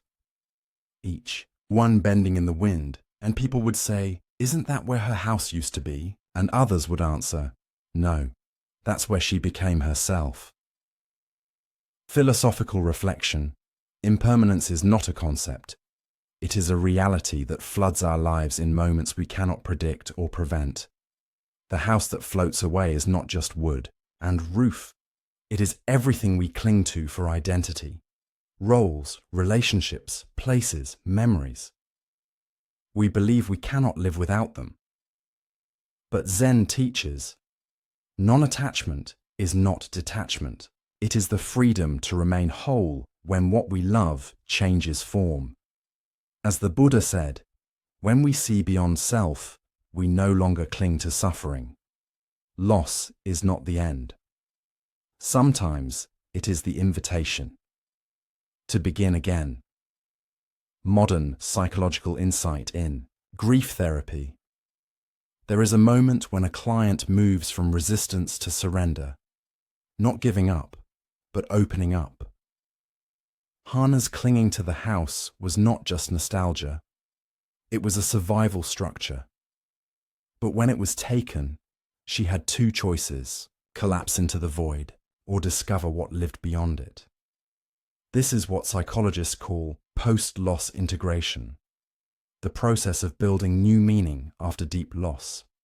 It does not dishonor the past. It includes it, but it does not live inside it.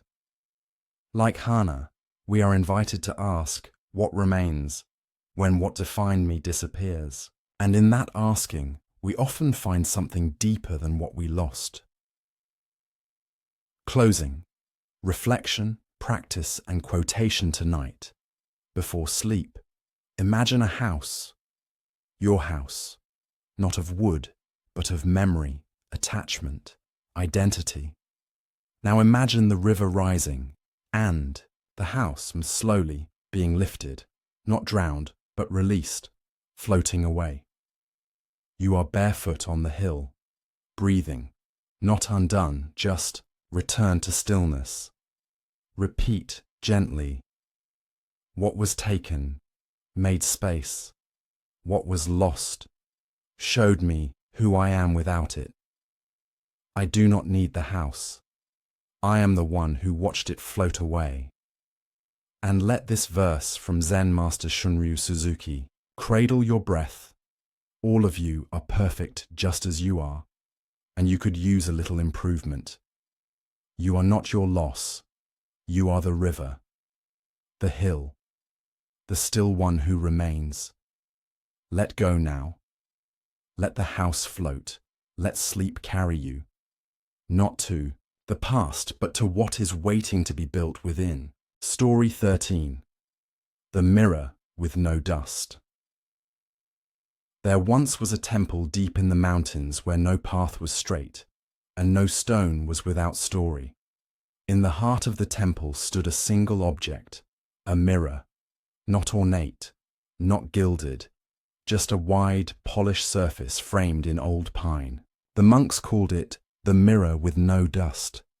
But there was a secret. The mirror was never polished, not once in all its years. Not a cloth wiped it, not a breath cleared it. And yet, it always reflected with perfect clarity. New monks would stare, in wonder. How is it so clean? The master would smile, shrug, and say, because it is not the mirror that collects dust. It is the eyes that forget how to see. They did not understand. Not at first, but they would, after many seasons, after enough silence, after the mind stopped rushing to polish what was already clear. One such monk was Leon. He was young, fierce in meditation, precise in ritual, determined to awaken. He read sutras until his eyes blurred, sat zazen until his legs went numb.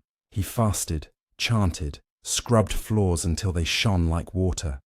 But still, his thoughts roared, old memories, regret, doubt.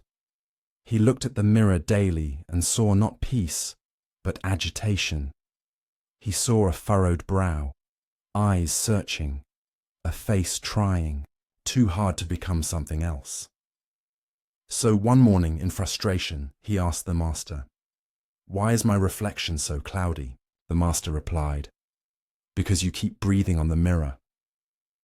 Lian blinked. The master placed a hand on his chest. "You try to awaken with effort, but truth appears when effort dissolves." Lian began watching the mirror more closely. Not to check himself, but to observe. He sat before it for hours, first seeing himself, then forgetting himself, then just watching, the birds flying behind it, the flicker of candlelight, the soft presence of what is. One day, he looked into it and saw only space. No face, no self, just presence. And for the first time, he smiled. Years later, a visitor came to the temple. A traveler, disillusioned by life, weary from searching. He asked, "Can you show me truth?" Lian, now older, wiser, led him to the mirror. They stood before it. The traveler frowned. "It's just a mirror." Lian nodded. "Yes, and it has never once lied." Philosophical reflection in Zen, there is a teaching. The mind is like a mirror. It reflects everything, but nothing sticks. Our suffering begins not with what arises, but with what we grasp. We see anger and say, "I am angry." We see fear and say, "I am afraid." We see thoughts and say, "I am these thoughts." But the mirror is never stained by what it reflects, and neither are we, as Huineng, the sixth patriarch of Zen, once taught. Originally, there is not a single thing. Where can dust a light? Awakening is not about adding truth. It is about subtracting illusion, letting the mirror remain untouched. Modern psychological insight. Cognitive therapy teaches us that our mind is not always our ally. It filters, distorts, attaches. But mindfulness-based practices invite us to become the observer, to sit behind the noise and watch it pass. The mirror becomes a metaphor for the unconditioned mind, the witness consciousness untouched by the content of thoughts.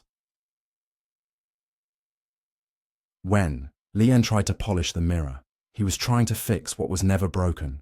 The harder we grasp for clarity, the more we stir the dust.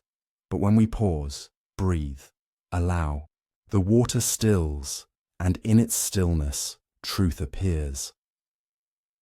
Closing reflection, practice, and quotation. Tonight, sit quietly in a dim room. Imagine a mirror before you, wide, clear, still. Breathe softly. Watch as your thoughts appear on its surface. A fear, a memory, a hope. Don't chase them. Don't erase them. Just observe. Now, repeat silently, "I am not the dust. I am not the passing. I am the mirror, open, empty, clear." Let this ancient Zen verse echo within. The moon is reflected in the water. The water knows how to be still. Rest now. No need to polish. No need to fix. The mirror has always been clear, and so have you. Story 14. One breath, one step.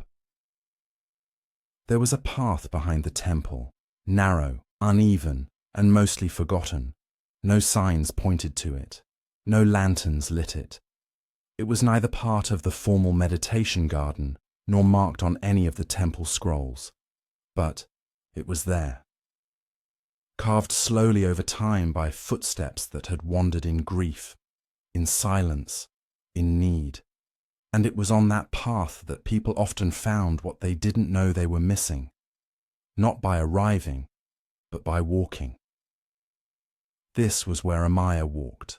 Each morning, she was not a monk, not a pilgrim, not a seeker, just a woman who had once lost something so deep, so quiet, that no one else seemed to notice it had been taken. A child that never arrived. A body that betrayed its own dreaming. A silence that stretched too long between her and the world. People said she looked whole, but inside she felt like shattered glass inside a sealed jar, sharp, invisible, rattling. She had tried everything, therapy, temples, talking, but the pain would not be spoken out of her. So she walked. Each morning, before the sun rose fully, Amaya would leave her small house and step barefoot onto the temple path. The ground was cold, the stones uneven, but she welcomed the discomfort. It reminded her she was still here. She carried no mantra, no prayer beads, no intention, only this. One breath, one step. That was all.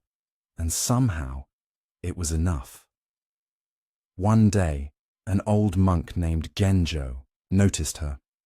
He had been raking leaves near the outer gate and watched her pass, silent as fog. She did not look up, but he bowed anyway. That evening, he mentioned her to the others. "She walks like she's falling apart," he said, then added, "and also, like she's learning how to stay." The next morning, Genjo waited near the start of the path.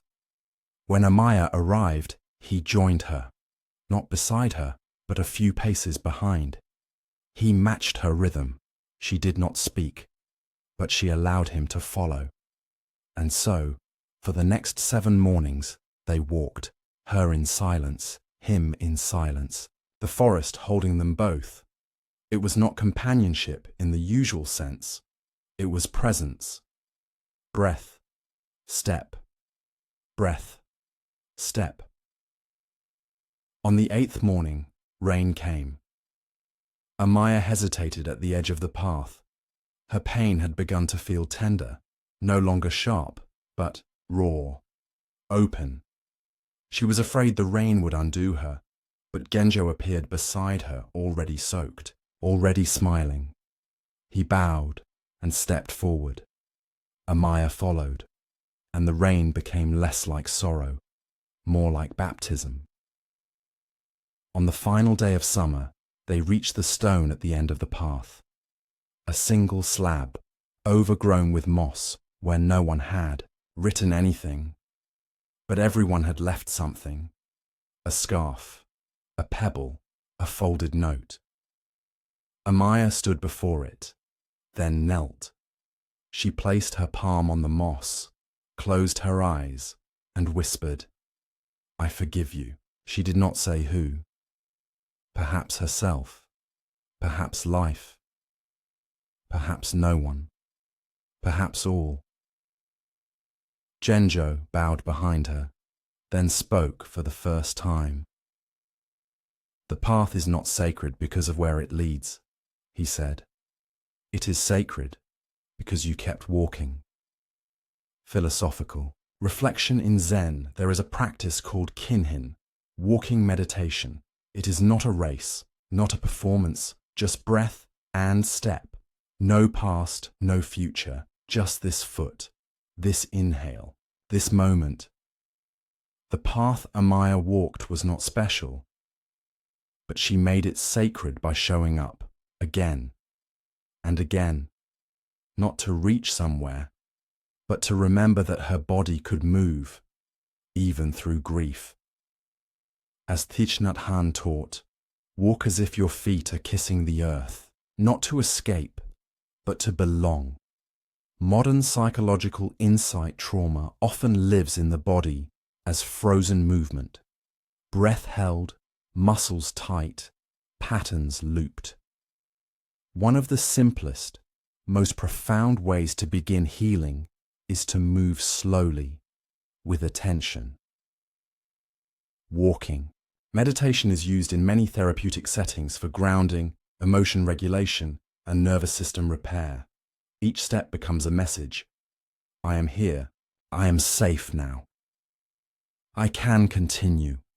Amaya's grief could not be solved by thinking. It needed a path, a rhythm, a breath. It needed permission to be carried, one step at a time. Closing reflection, practice and quotation tonight. Take a few slow steps, even in your room, barefoot if you can. With each step, breathe in. With each pause, breathe out. Whisper softly, one breath, one step. Feel the ground hold you. Feel your body trust you again. Repeat within. I do not have to arrive. I only need to continue. My path is sacred because I walk it. And let this verse settle like a footstep into earth. When you walk, arrive with every step. That is walking meditation. Thich Nhat Hanh, rest now. Let the body soften. Let the breath lead. Let the path, even if it is just between here and your pillow, be enough. You have walked far, and still you remain. Story 15. The plum tree waited. At the edge of an old monastery, where the stone wall had long since crumbled into moss and memory, there stood a plum tree, not the tallest, not the grandest, just one slender, graceful thing. Roots tangled in earth, branches gently tilted toward the rising sun. It had been planted decades ago by a monk who had since passed. A man known for saying little and smiling often. He had dug the hole with his bare hands and whispered something into the soil before pressing the seedling in. No one knew what he said, but the tree grew, slowly, silently, waiting. Every spring, the monks would watch the cherry trees bloom with flourish, great pink clouds erupting in joy, while the plum tree remained still. Days passed. The cherries dropped their petals like exhausted dancers.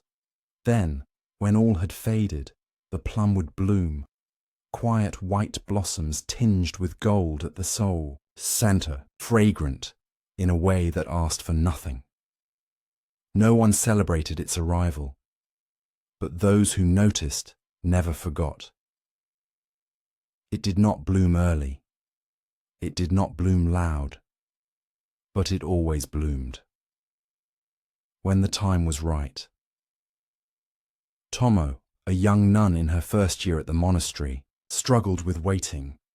She had arrived with a heart full of longing, not for enlightenment, but for healing. Her life before had been a tangle of missteps, a failed marriage, a job lost to burnout, a family she could no longer reach. She wanted peace. Now, she wanted forgiveness. Now, she wanted to be okay, without delay. Her teacher, Master Akari, gave her no promises, only 3 instructions: sit every day, sweep the steps, water the plum tree. Tomo followed them, but the waiting burned. One afternoon, after a week of heavy rain, Tomo found the plum tree with several of its blossoms curled brown, fragile petals, surrendered to time before they had even opened fully. She stared, throat tight. It bloomed too late, she whispered. She ran to Master Akari, frustration rising like thunder. I'm trying, she said. I'm doing everything, but I still feel broken, tired. I thought by now. She trailed off. Akari poured tea into a worn cup, handed it to her, and said simply, the plum tree waited. They sat in silence. Akari spoke again. You want to bloom in spring like the cherry tree. But you are the plum. Tomo looked down. Then why does it take so long? Akari smiled. Because your roots are growing where no one can see. From that day on, Tomo stopped asking to bloom. She watered the tree not for petals, but for presence. She sat without expectation. She swept the steps slowly, noticing the pattern of moss, the way the broom whispered against stone. And one morning, without fanfare, she passed the tree and smelled it, the fragrance of its shy blossoms dancing in the sun. She stood still and wept. Years later, visitors would come to the monastery in spring to see the cherry trees. They'd take photos, point, laugh, but a few would wander farther and find the plum, quiet, soft, blooming as if the world was already perfect.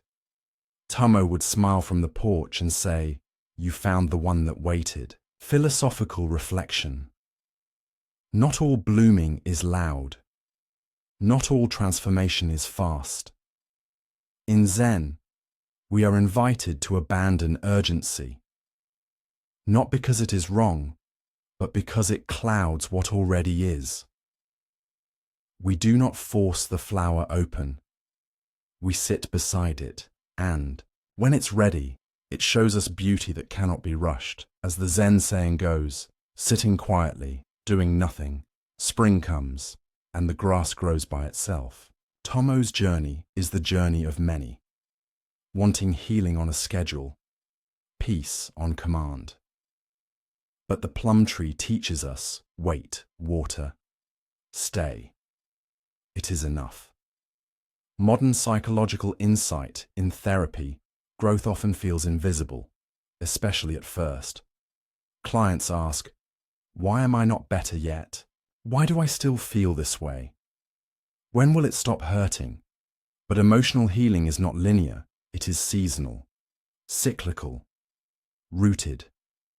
Much like the plum, healing takes place underground, in the rewiring of trauma, the restoration of trust, the building of internal safety. There may be no immediate reward, but then, one day, unexpectedly, a moment of clarity, a softness of breath, a lessening of fear, the first blossom, and everything begins again. Closing, reflection, practice, and quotation tonight. Find a quiet moment before sleep. Close your eyes. Visualize a small plum tree, simple, strong, still. It is not rushing. It is not comparing. It is becoming. Inhale softly. I do not need to hurry. Exhale gently. I am already growing. Repeat within. I am the plum. I will bloom in my time. I water my roots and trust. Let this Zen poem hold your heart. The plum tree in the snow knows nothing of spring, yet it holds warmth in the silence of its branches. Rest now. You are not late. You are not behind. You are just becoming, and the bloom will come. Story 16. The Fire That Cools. There was once a man named Daigo who lived in a valley where the summers were long and dry, and even the stones seemed to sweat.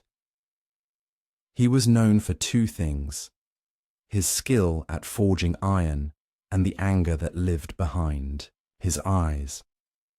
People came from far villages to ask for tools, hinges, swords, but they feared his temper.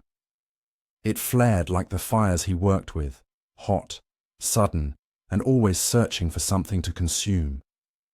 Even the children knew not to speak loudly near his door.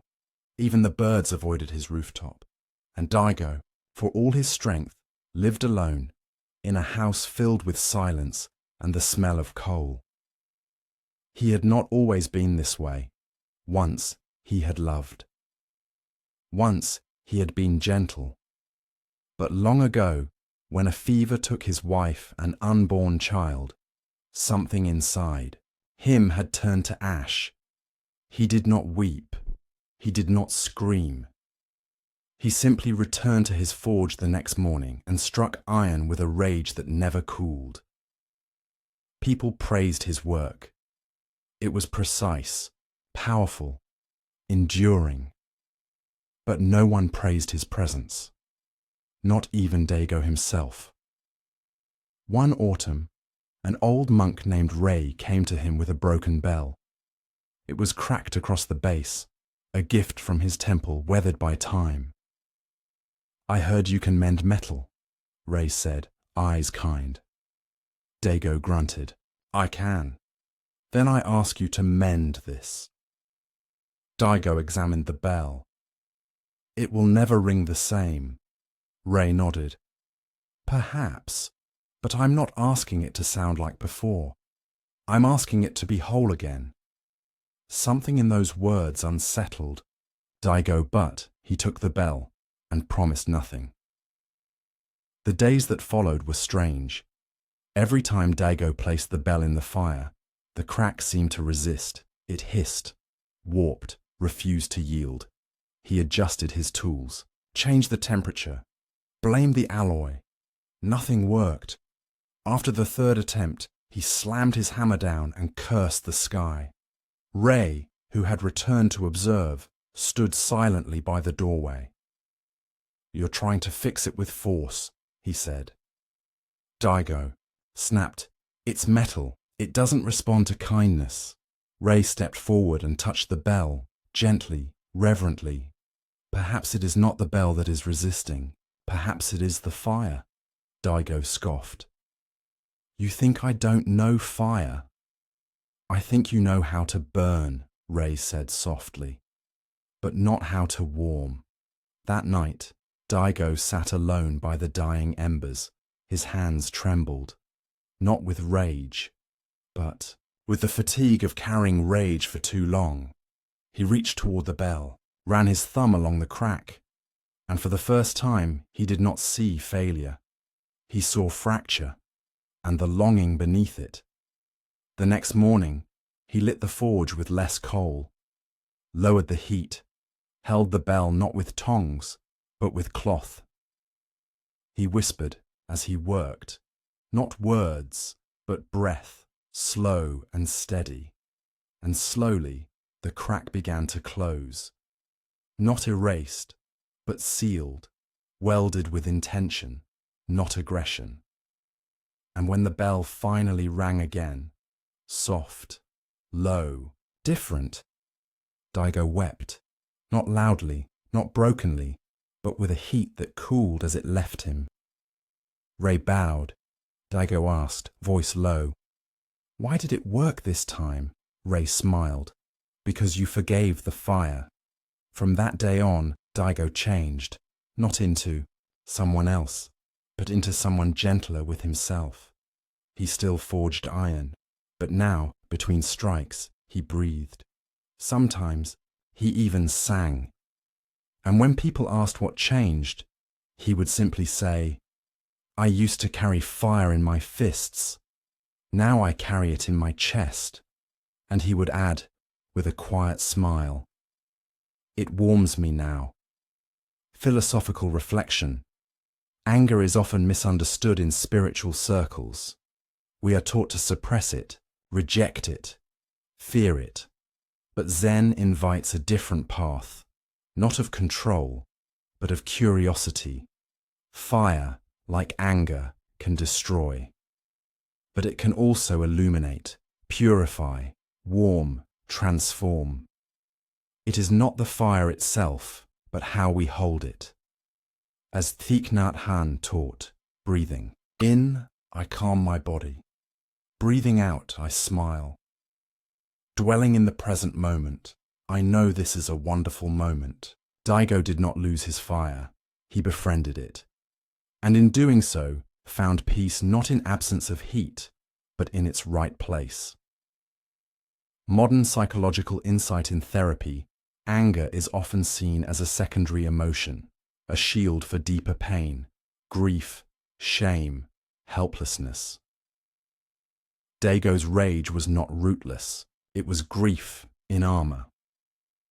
Working with anger means allowing access to what lies beneath it.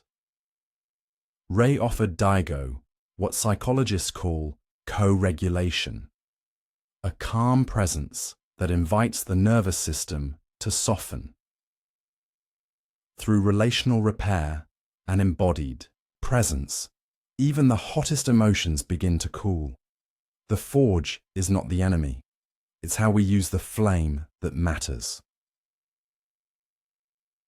Closing, reflection, practice, and quotation tonight. Sit comfortably and bring attention to your chest. Imagine a small flame, there, not wild, not dangerous, just warm. Breath in, I feel the fire. Breathe out, I soften around it. Let the flame glow without burning. Let it warm without consuming. Repeat gently, my anger hides my grief. My grief hides my love. I welcome them all, with breath. Let this Buddhist reflection guide you. Holding anger is like grasping a hot coal with the intent of harming another. You are the one who gets burned. Now let go of the coal. Let the fire remain, but in your heart, as warmth, as compassion, as the heat of healing. Rest now. The forge is quiet, and the bell has rung. Story 17. The bird that sang only once.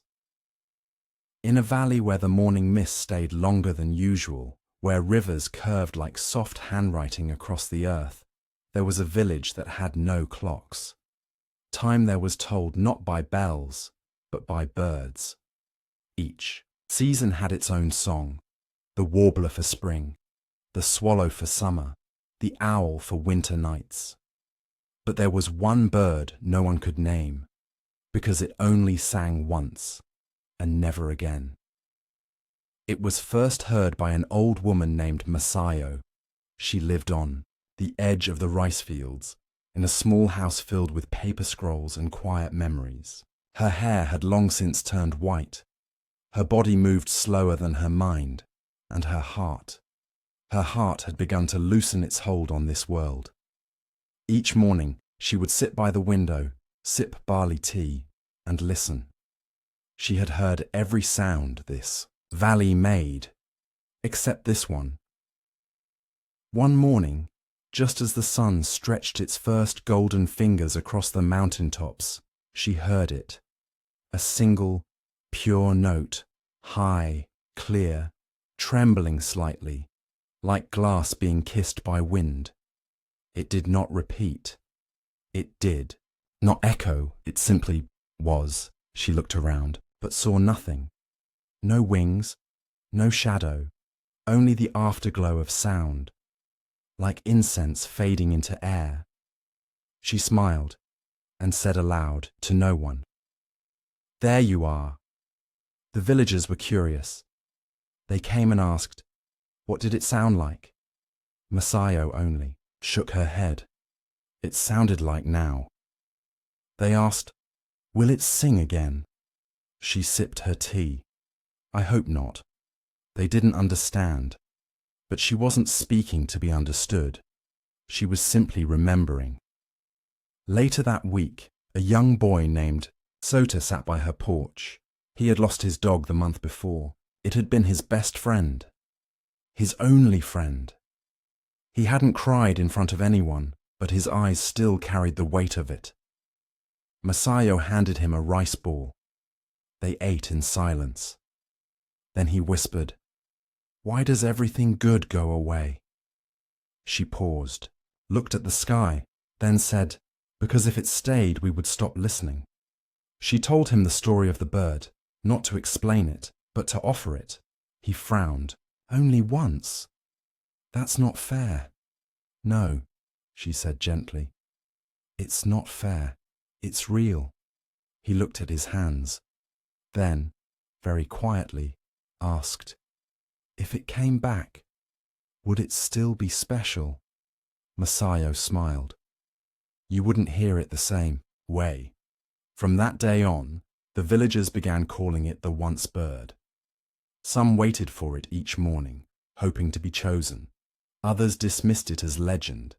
But Mahāyāna stopped waiting. She had heard it, and that was enough. She did not need to capture. it, or explain it. She only needed to live with the memory it left, a reminder that some things are beautiful because they end. When Mahāyāna passed, she did so with her window open. The villagers say there was no wind that morning, but a single note was heard, faint, pure, full, and no one could find its source. They searched the trees, the rooftops, the sky, but nothing stirred, only silence that felt full. Sota, now older, placed a bell by her window, not to summon the bird, but to honor it, and every time the wind touched it, he remembered. Not everything we love must stay to be real. Some things only need to be heard once to change us forever. Philosophical reflection. Impermanence is not only a truth of Zen, it is its heartbeat. Everything we love, everything we fear, everything we hope for will pass. But that does not make it meaningless. It makes it radiant. As the Buddha taught, all conditioned things are like a dream, a phantom, a bubble, a shadow, and yet we cherish them. The bird sang once, but in that one note lived a universe of presence. We often want beauty to repeat, to remain, but Zen reminds us a single blossom, a single breath, a single sound. Each one is complete and enough. Modern psychological insight, loss, and transience are difficult truths to carry. Grief is the mind's way of insisting. This should have lasted, but mindfulness teaches us to hold memory without needing to recreate it. The once bird is a symbol of ephemeral joy. Those moments that come uninvited offer something inexplicably whole and vanish before we can cling. Rather than becoming trapped in nostalgia, the path forward is integration, letting the beauty deepen us, not bind us. Mahāyāna didn't chase the sound. She allowed it to become part of her, a private resonance that shaped how she listened to the world. Healing isn't always about having again. Sometimes it's about having once and cherishing forever. Closing. Reflection, practice, and quotation tonight. Close your eyes and bring to mind a memory.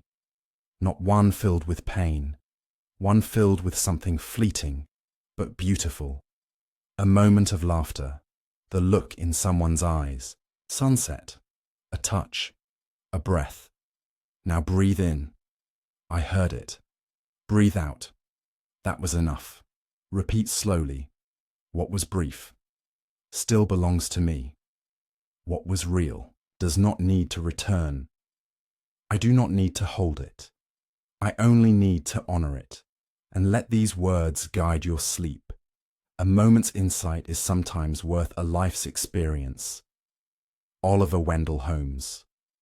Let go now. Let the bird fly. Let the silence ring with its echo. Rest in the presence of what came once and left you fuller. Story 18. The river forgets its name. There was a river that ran through 3 countries, 6 villages, and 1 forgotten monastery. It had no beginning that anyone remembered, and no end that anyone had seen. People gave it many names. The northern villagers called it Tsukigawa, the moon river, for the way it shimmered silver in the night. The farmers downstream named it Hoshi no Nagare, flow of stars, because its current sparkled with mica dust. The monks simply called it the path, but the river itself had no preference. It flowed without defending, without correcting, without remembering what it was called yesterday. One monk in the monastery had a habit. Each morning, after meditation, he would walk barefoot to the riverbank and whisper his name into the water. "My name is Renji," he would say. "I am a monk, I am a student, I am seeking awakening. Then he would bow, as if asking the river to remember him. But the river never did. Renji was sincere, disciplined, thoughtful, but he was also searching for meaning, identity, solidity. He had left behind his family, a promising career, and even the girl he thought he might marry, all in pursuit of something he could not name. And now, in the monastery, even among chants and stillness, he still felt adrift. I don't know who I am anymore, he told the abbot one evening. The abbot, a quiet man who spoke in few words, simply said, "Then you are getting close." Renji frowned.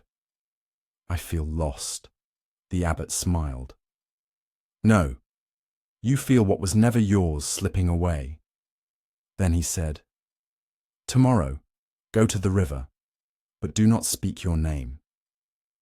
Renji nodded, unsure. The next morning, he sat beside the water in silence. He watched it flow.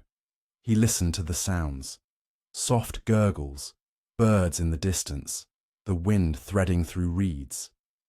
He opened his mouth to speak, then stopped. There was nothing to say. So he sat, and the river flowed, without needing to be known. Day after day he returned. He stopped thinking of his name, stopped rehearsing his past, stopped trying to be someone. Instead, he began noticing the colors of the sky reflected in the current, the patterns of stones beneath the surface, the dragonflies hovering just long enough to be seen. And one morning, something strange happened. He looked into the river and did not see himself, not his reflection, not his face, only water, only motion, only now. He returned to the monastery and sat through the evening chanting with a stillness that was not forced. Later, the abbot approached him. Did the river answer? "You," Renji bowed. "No, it forgot my name." The abbot placed a hand on his shoulder.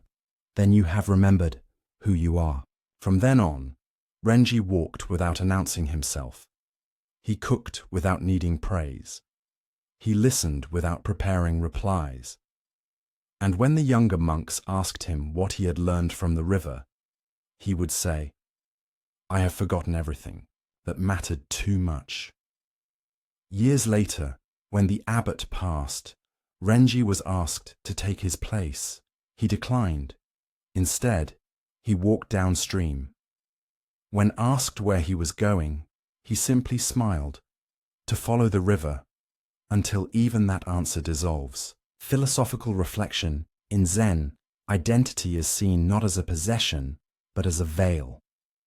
We cling to names, roles, histories, believing they define us.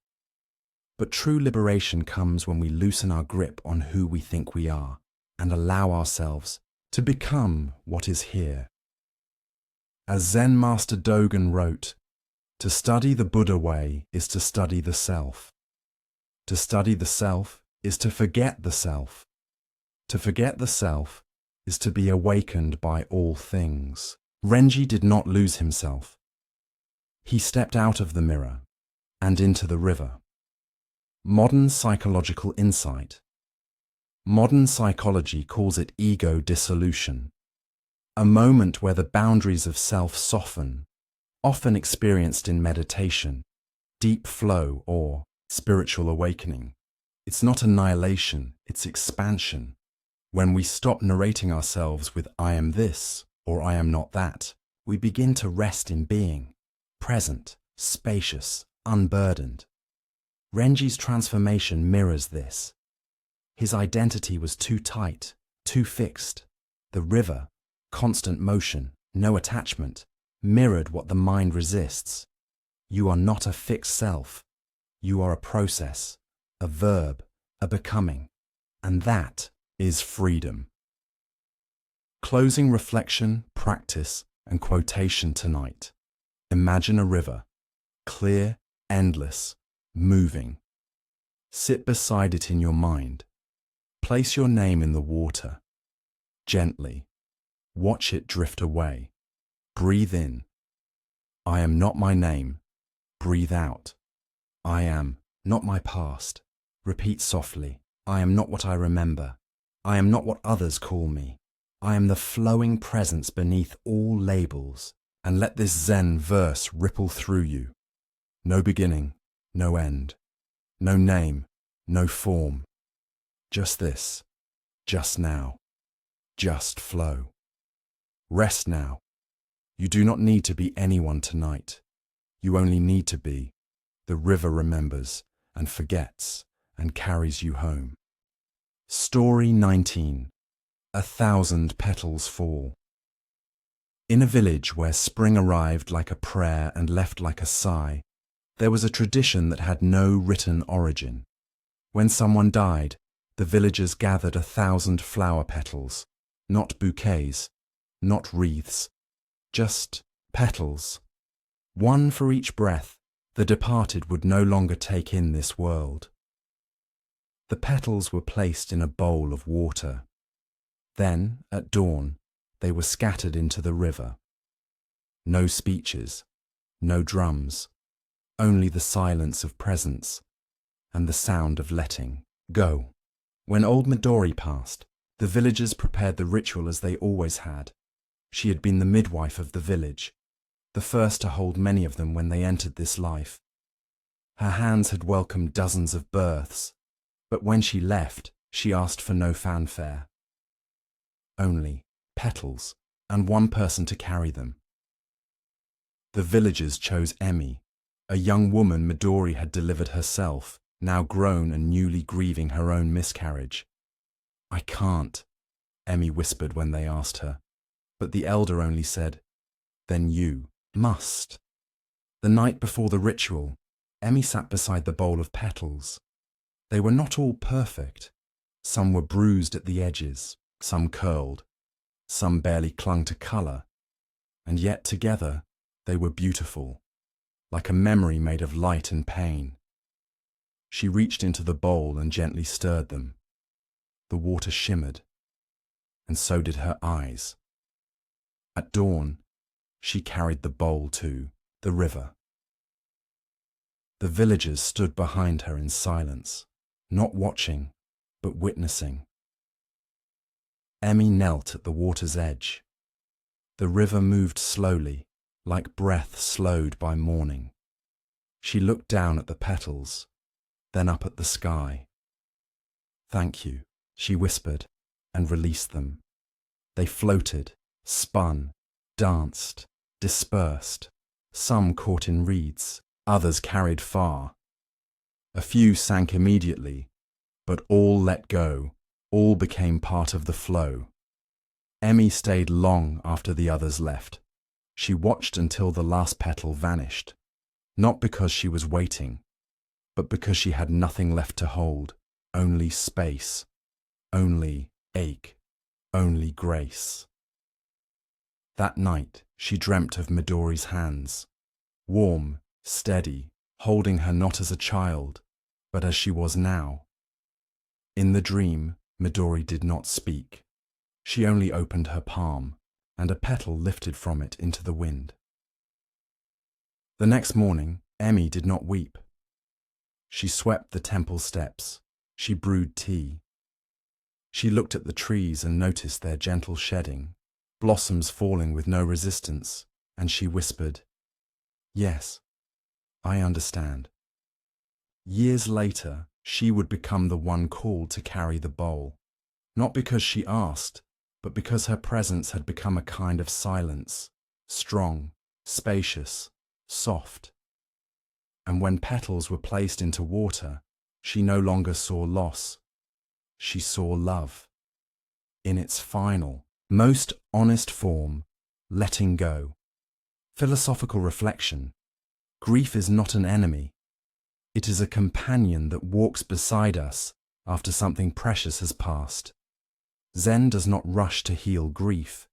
It invites us to sit with it, to breathe with it, to offer it a bowl of water and 1,000 petals, not to fix it, but to honor it. As the Buddha said, even as a great rock is not shaken by the wind, the wise are not shaken by praise or blame, gain or loss, birth or death, but even the wise grieve. They just grieve with open hands. Modern psychological insight in therapy, we speak of rituals of release, symbolic acts that allow the mind and body to process loss when words fall short. The 1,000-petal ritual is one such act. It does not erase pain. It transforms it into motion. Grief becomes a flow, not a weight, and in flowing, it becomes metabolized. For Emmy, releasing the petals was not about forgetting Midori. It was about remembering her in a new way, not held, but carried forward, not clung to, but lived through. This is the arc of grief, from shock to sorrow to surrender. Closing, reflection, practice, and quotation. Tonight, before sleep, sit quietly. Place your hands together as if holding a bowl. Imagine, inside them, petals, each one a memory, a name, a goodbye. Breathe in, I honor this. Breathe out, and I let it flow. Repeat softly. What I love, I release. What is gone becomes part of my path. I grieve and continue. Let these words guide you into stillness. No tree clings to its last blossom. No river holds its last rain. Why should I hold what longs to return to the whole? Rest now. The petals have been released. The river is wide, and your breath carries both memory and mercy. Story 20. The bell that rang at dawn. There was a monastery nestled in the eastern hills, surrounded by tall cypress and the hush of falling mist. No road led to it directly. Only a narrow path marked by silence and the faint scent of incense. Within the monastery stood a bell, large, weathered, suspended from a beam of cedar so old it had begun to lean. It was called the Bell of Readiness, and it was only rung when the student was ready. No one knew exactly how it worked. There was no rope, no mallet, no hand to strike it. It had not rung in decades, yet legend said that when a student reached true clarity, when all questions dissolved and presence flooded the body like breath, the bell would ring, just once, at dawn and never again. Most monks tried not to think of it. They swept, sat, chanted, gardened, as if the bell did not exist. But for a young monk named Takuan, the bell became an obsession. He had arrived full of ambition, his head filled with sutras, his hands eager to bow in the perfect arc. He memorized the masters, outsat the elders in zazen, and tried each day to chase the bell into sound.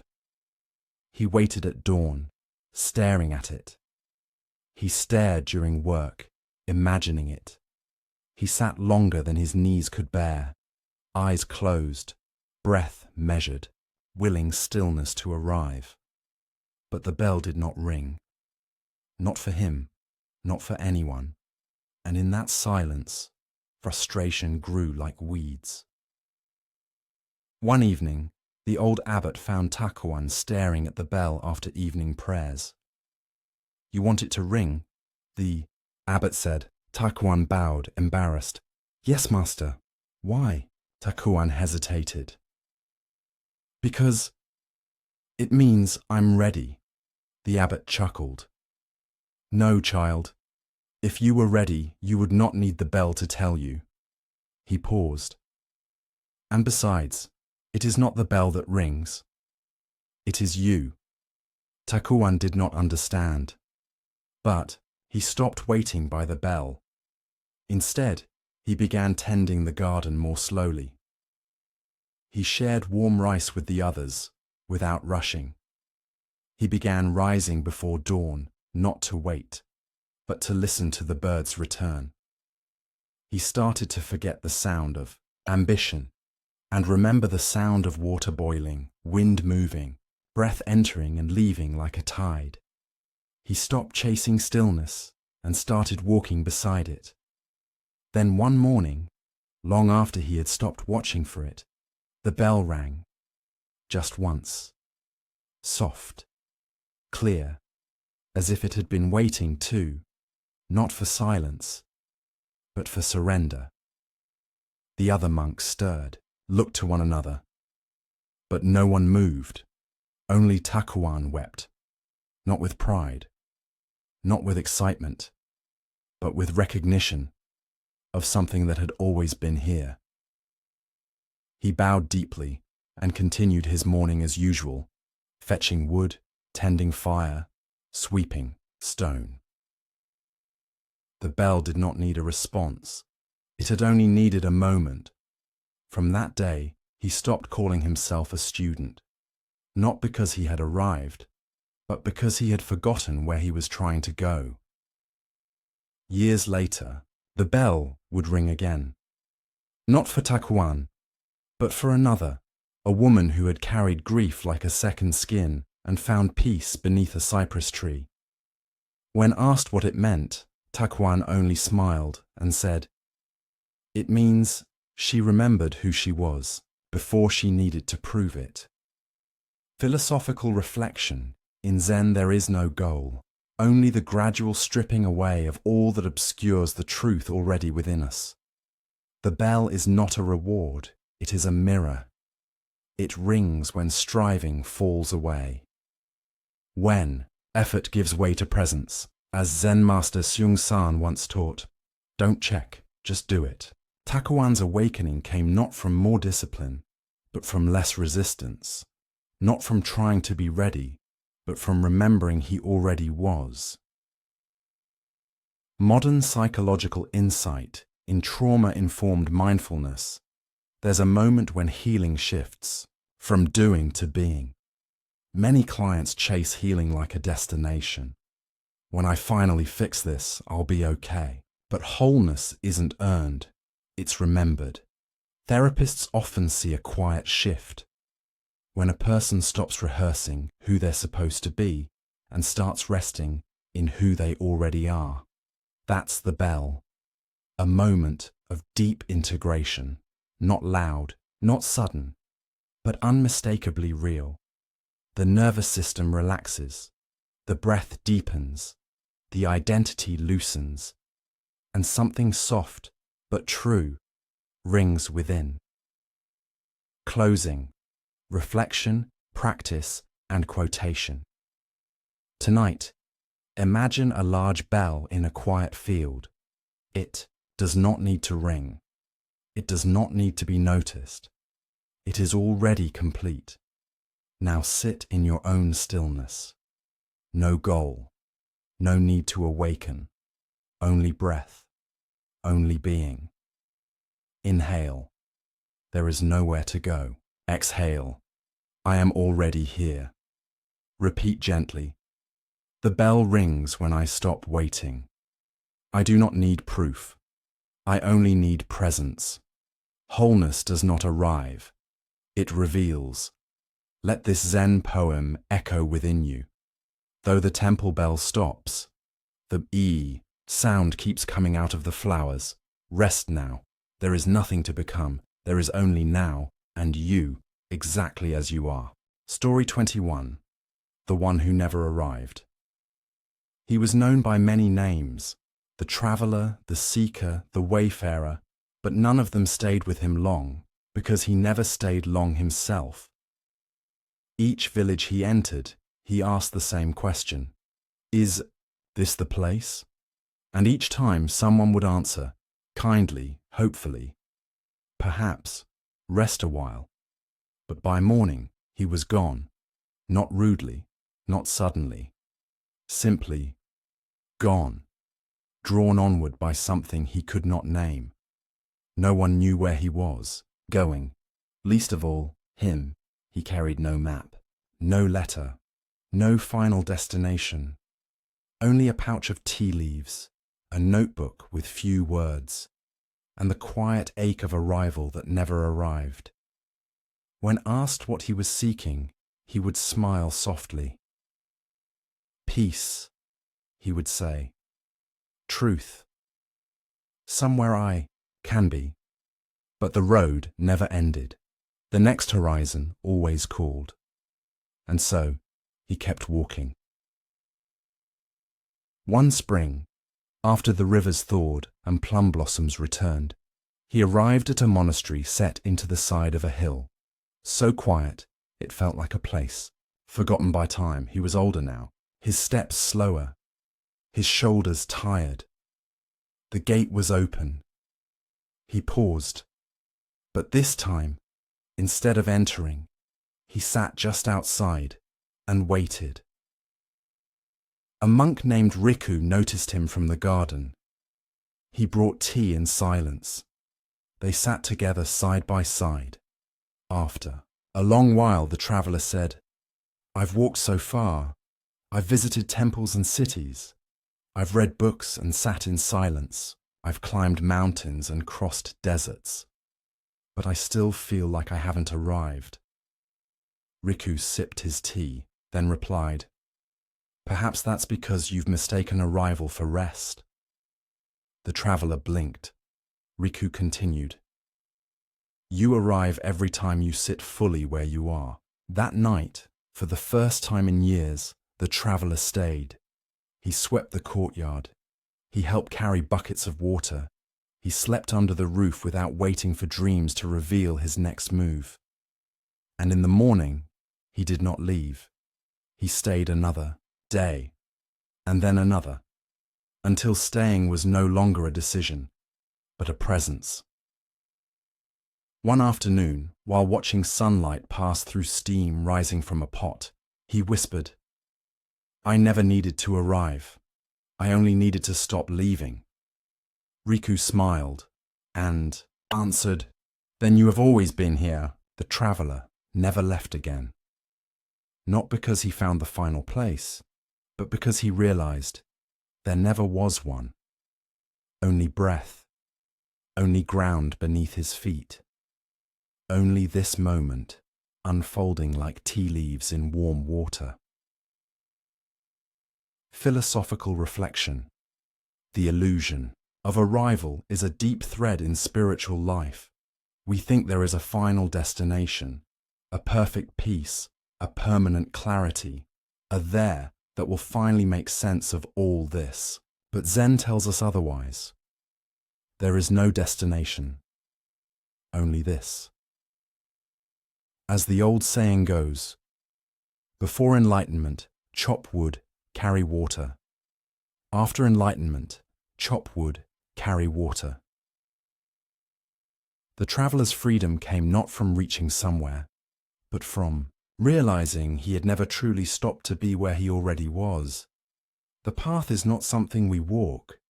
It is something we become, step by step, breath by breath. Modern psychological insight and therapy. Many people seek healing with the same urgency the traveller carried, hoping to arrive at a fixed self, a final resolution, a healed identity. But growth doesn't work that way. Healing is dynamic, fluid, iterative. As long as we keep measuring ourselves against a finish line, we miss the truth. We are changing while we walk, and the destination we long for is often a sensation of rest, of safety, of being seen. That doesn't live out there. It lives in the nervous system, in presence, in choice. The traveller stopped travelling the moment he stopped trying to become someone else, and finally rested in who he already was. Closing reflection, practice, and quotation tonight. Close your eyes and picture a path. You are walking, not urgently, just moving. Now stop. Look around. Notice where you are, your body, your breath, your presence, and say inwardly, "I do not need to arrive. I am already here. This is enough." Let this Zen poem echo in your stillness. Each step is the arrival, each breath is the destination. The journey ends when we stop looking forward and begin looking in. Now rest, you have walked far and you never left yourself. Story 22. The tea was already cold. There was once a teacher known simply as Master Noah. She lived in a small tea house at the edge of a village, not quite temple, not quite home. Just 4 sliding walls, a kettle, and 2 cups that never seemed to age. People came not for lessons, but for tea. They said she poured silence into the water, and when you drank, something in you settled, as if your own thoughts had been steeped out. But she only ever brewed once.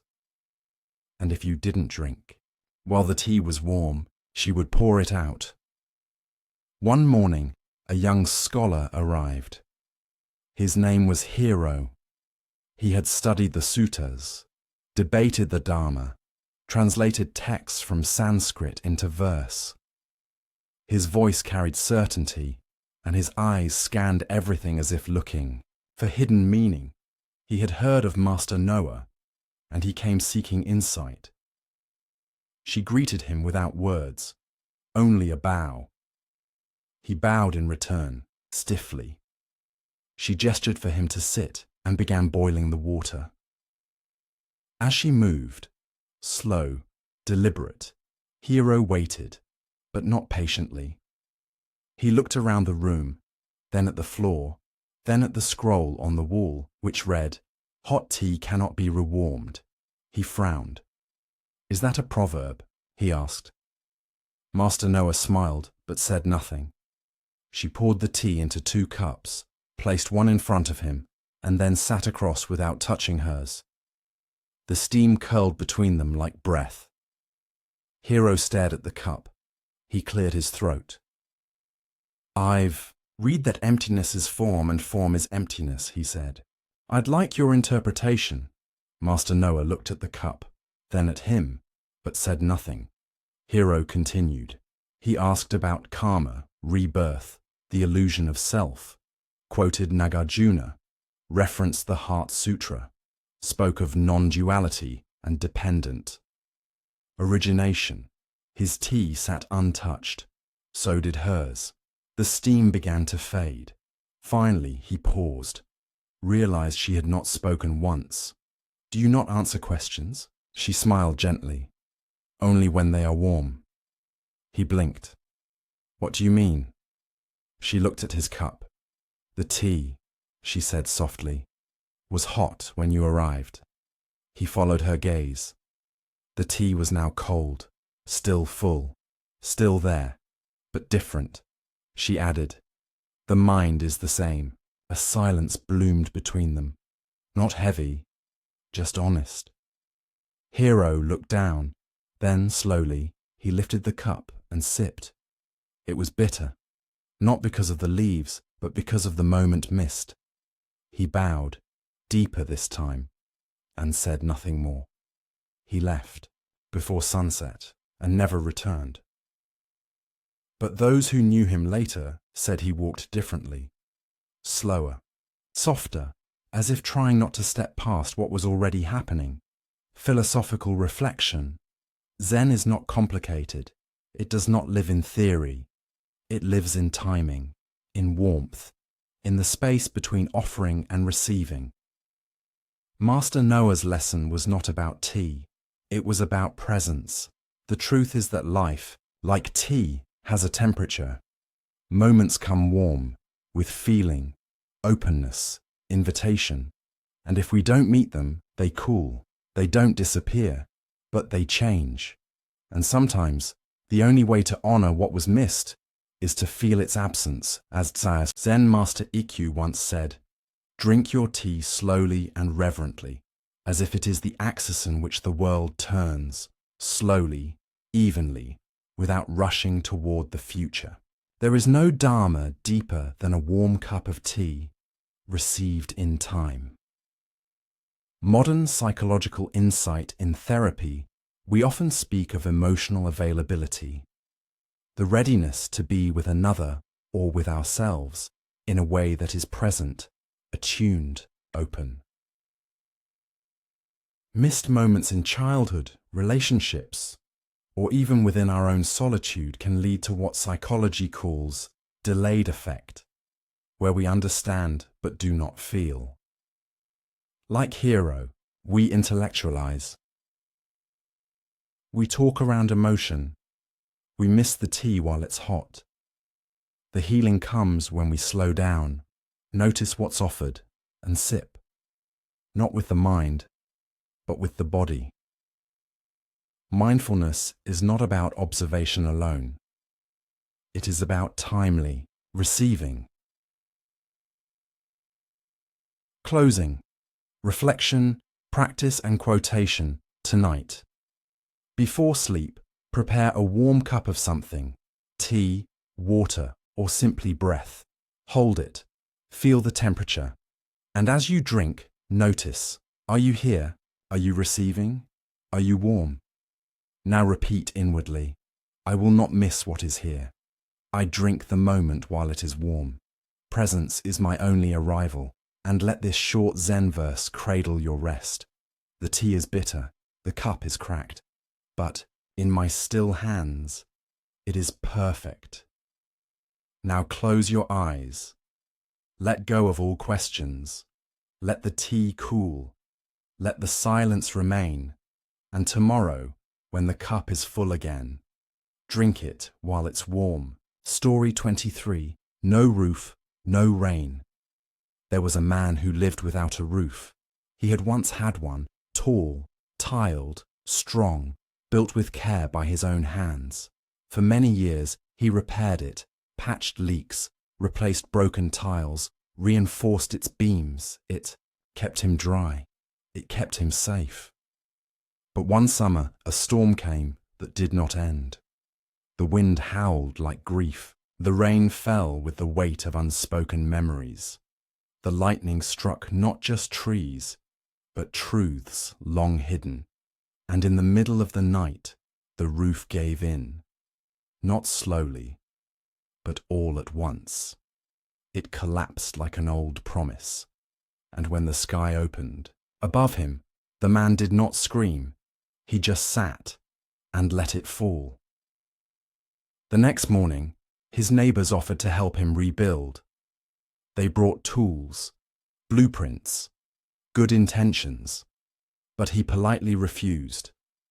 I no longer need a roof, he said. They thought he was mad, but he did not seem broken. He seemed open. Days passed, nights passed, rain came again, and still he did not rebuild. He sat in the center of his home, exposed, visible, surrendered, and when rain fell, he simply lifted his face to meet it. People came to ask why. He only smiled and said, "When there is no roof, there is no rain." Some laughed. Some grew angry. One man shouted, "That's nonsense. I see the rain." He nodded. "Yes, but it cannot fall on me if I no longer resist it." A young woman named Kinu visited him one evening. She had just lost her job. Her partner had left. Her life had become a house of loose beams and aching echoes. She stood in the ruins of his roofless home and asked, "How do you live like this?" He poured her tea. Rain was falling gently, but the wind was calm. Before, he said, I believed the roof protected me. And now I understand. The fear of rain caused more suffering than the rain itself. They sat together, getting wet, getting quiet, and Kinu felt something strange. The rain wasn't cold anymore. It was soft, like being forgiven. By the sky. She stayed the night. There were no walls, only the hush of wind and stars blinking through gaps in the clouds. She fell asleep without a blanket and dreamed of flying. Years later, when asked why she never rebuilt her own metaphorical roof, her guardedness, her need for control. She simply said, "I met a man once who stopped trying to stay dry." Philosophical reflection. To live without a roof is to live without the illusion of control. Zen does not teach us to avoid discomfort. It teaches us to stop resisting it. The man in this story discovered what many never do. The protection becomes the prison. We build shelters out of ego, expectation, identity.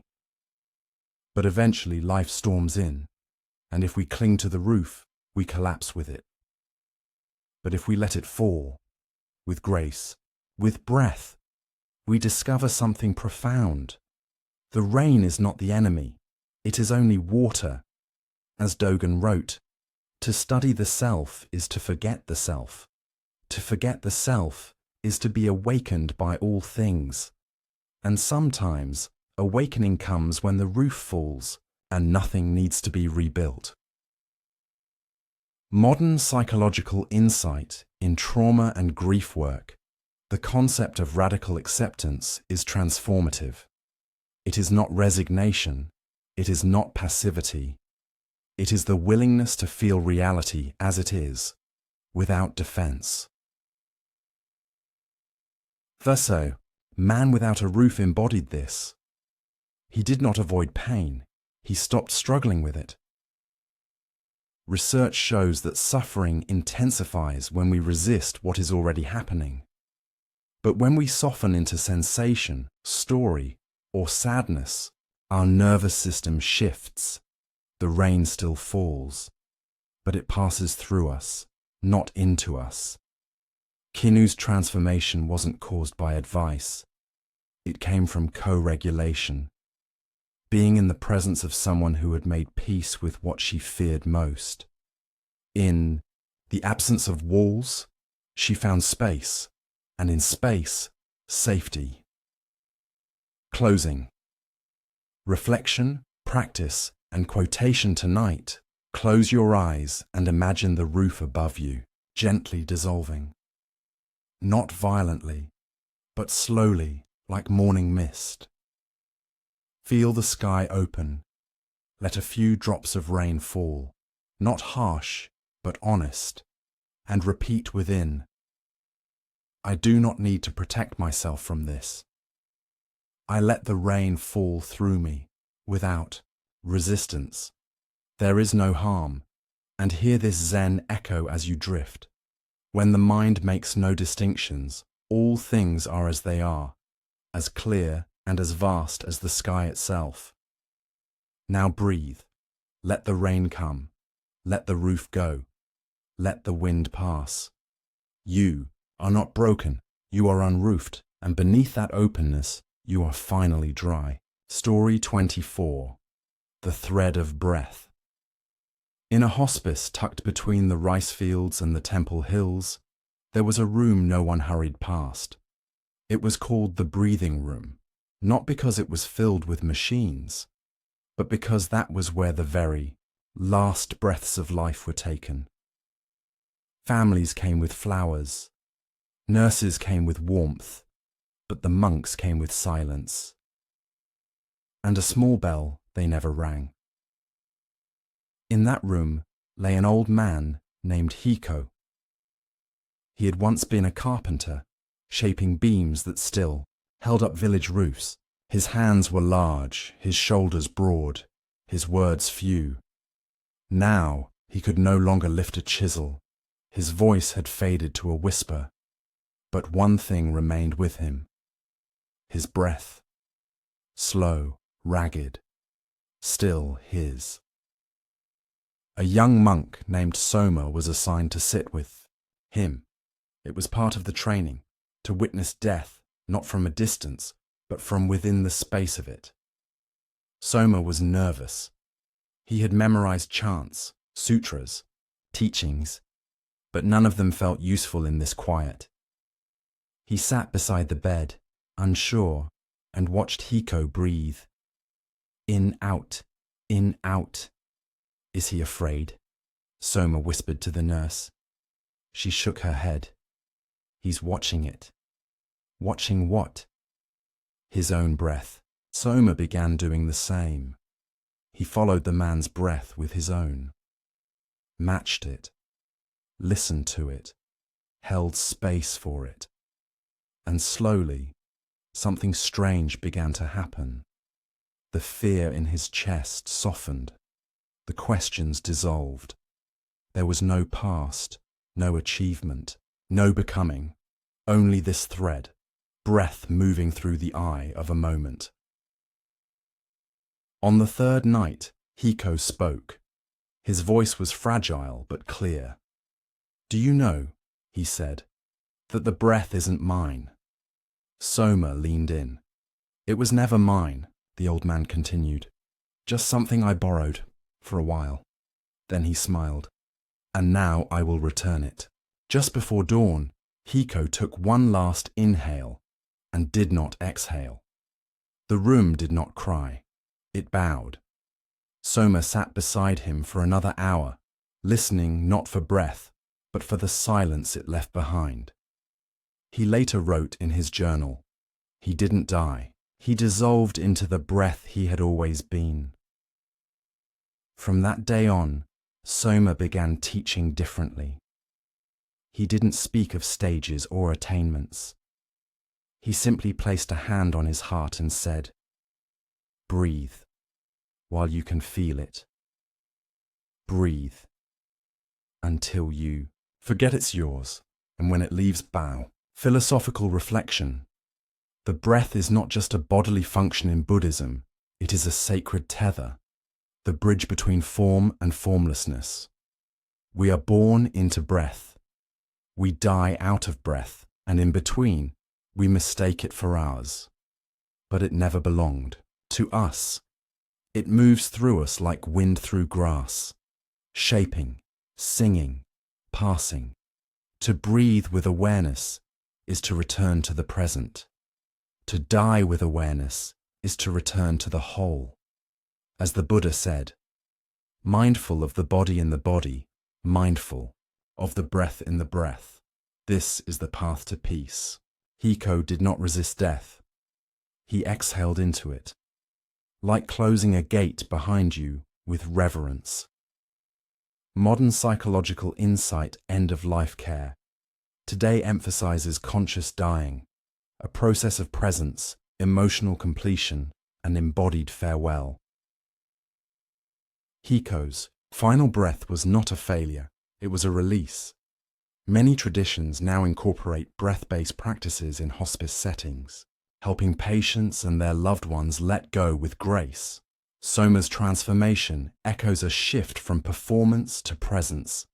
In the therapeutic space, breath awareness is one of the most effective tools for anxiety, trauma recovery, and grief.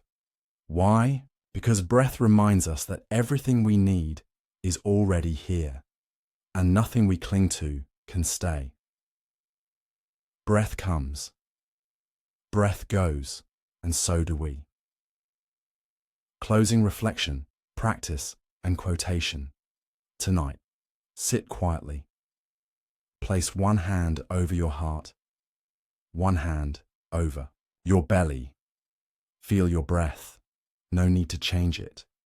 Just notice. Now whisper inwardly, "This is not mine, but I am grateful for every breath. With each inhale, I receive. With each exhale, I release. And finally, when breath leaves, may I bow, not in fear, but in thanks. Let this gatha from Thich Nhat Hanh guide you. Breathing in, I know I am alive. Breathing out, I smile. Dwelling in this present moment, I know this is a wonderful moment. Now rest. Let the breath carry you. Let it hold you. And when it fades into dream, follow it softly. You have borrowed it well. Story 25. The Master's Last Smile. In a mountain monastery wrapped in fog, where the sky changed colour slowly and the stones kept warmth long after sunset, An old master was preparing to die. He had taught for over 50 years, not through sermons or books, but through how he stirred soup, how he walked across the courtyard, how he listened without interrupting. He was simply called Osho, teacher, elder, the one who watches quietly. His robes were always a little frayed. His hands trembled slightly from age, but his gaze remained still, as if it had learned to see what others missed. On his final morning, he asked to be carried to the garden. He could no longer walk, but he wanted to sit beneath the apricot tree, the one he had planted as a young monk when he first arrived. The monks gently laid a cushion for him, wrapped his shawl, placed warm tea in his hand. He didn't drink it. He just held it. Steam curled up like breath leaving the body. A young monk named Kaito sat beside him. He was the newest, still unsure in his chanting, still stiff in his bow. But the master had once smiled at him during a long, silent meal, and since then, Kaito had followed him like a quiet shadow. Now, as Osho's chest rose and fell slowly, Kaito fought the urge to speak. He had questions. What is the meaning of this life? How do we know? If we've awakened, what happens after breath leaves? But the words remained stuck in his throat. And perhaps that was right.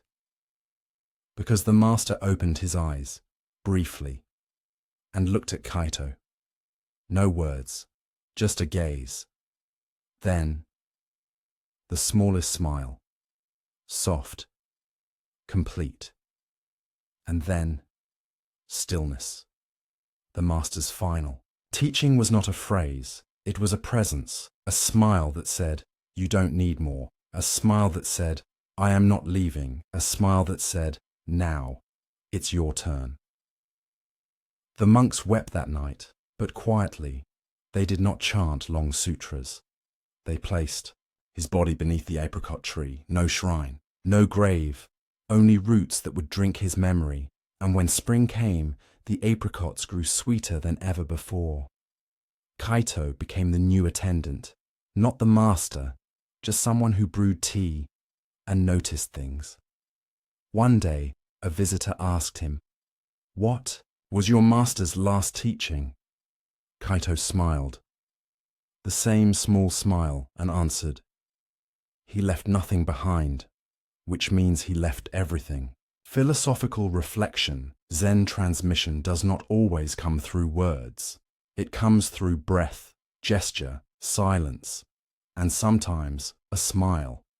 The master's last smile was not a secret to decode. It was a mirror, saying, "You are already enough. You already know." In the Zen tradition, the moment of deepest insight is often wordless, as in the story of the Buddha holding up a flower, and only one disciple smiled. That smile became a lineage, unspoken, undeniable. As Zen Master Bankei once said, "The unborn Buddha mind is always present. It is only obscured by grasping." Osho's smile pointed to the unborn, not something to become, but something to remember, to return to, again and again. Modern psychological insight, in grief therapy and mentorship psychology, we speak of non-verbal legacy, the things people leave behind without trying. Tone of voice, ways of pausing, a gaze that listens. These imprints often shape us more than advice ever could. The master did not pass down instructions. He passed down presence, and that's what lasts. Kaito's transformation did not begin with knowledge. It began with being seen, wholly, without need. That was the teaching. That was the inheritance. Closing, reflection, practice, and quotation. Tonight, sit quietly. Picture someone who gave you a gift not made of things, but of presence. A look, a moment, a kindness. Now breathe in. You are here. Breathe out. I carry your presence. Repeat softly. Nothing was left behind, which means everything remains. Let this final gather cradle your rest. He smiled. I understood. The flower fell. The seed remained. Now close your eyes. Let the smile rest on your face. Not as effort, but as memory. You are not alone. The Master still breathes through you. You've now reached the end of this 25-story journey. Perhaps you listened to fall asleep. Perhaps you sat in stillness. Perhaps you carried these words with you through a quiet morning or a difficult night. Whatever brought you here, and however you received this, thank you. Truly. These stories were never about answers. They were invitations to pause, to breathe, to remember. To remember that even in your sorrow, you are not alone. That even in silence, something wise still speaks. That, even in still waters, the empty boat still floats. If these stories touch something in you, if they helped you breathe more gently, see more clearly, or feel a little less afraid of your own heart, we'd be deeply grateful if you could.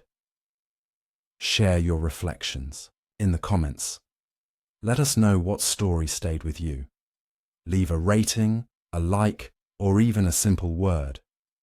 Present. And if this space brought you peace, please consider subscribing to The Empty Boat. This is not the end, only the closing of one breath, so another may begin. From our heart to yours, thank you for walking with us. And until next time, breathe gently, listen deeply, and stay close to the silence within.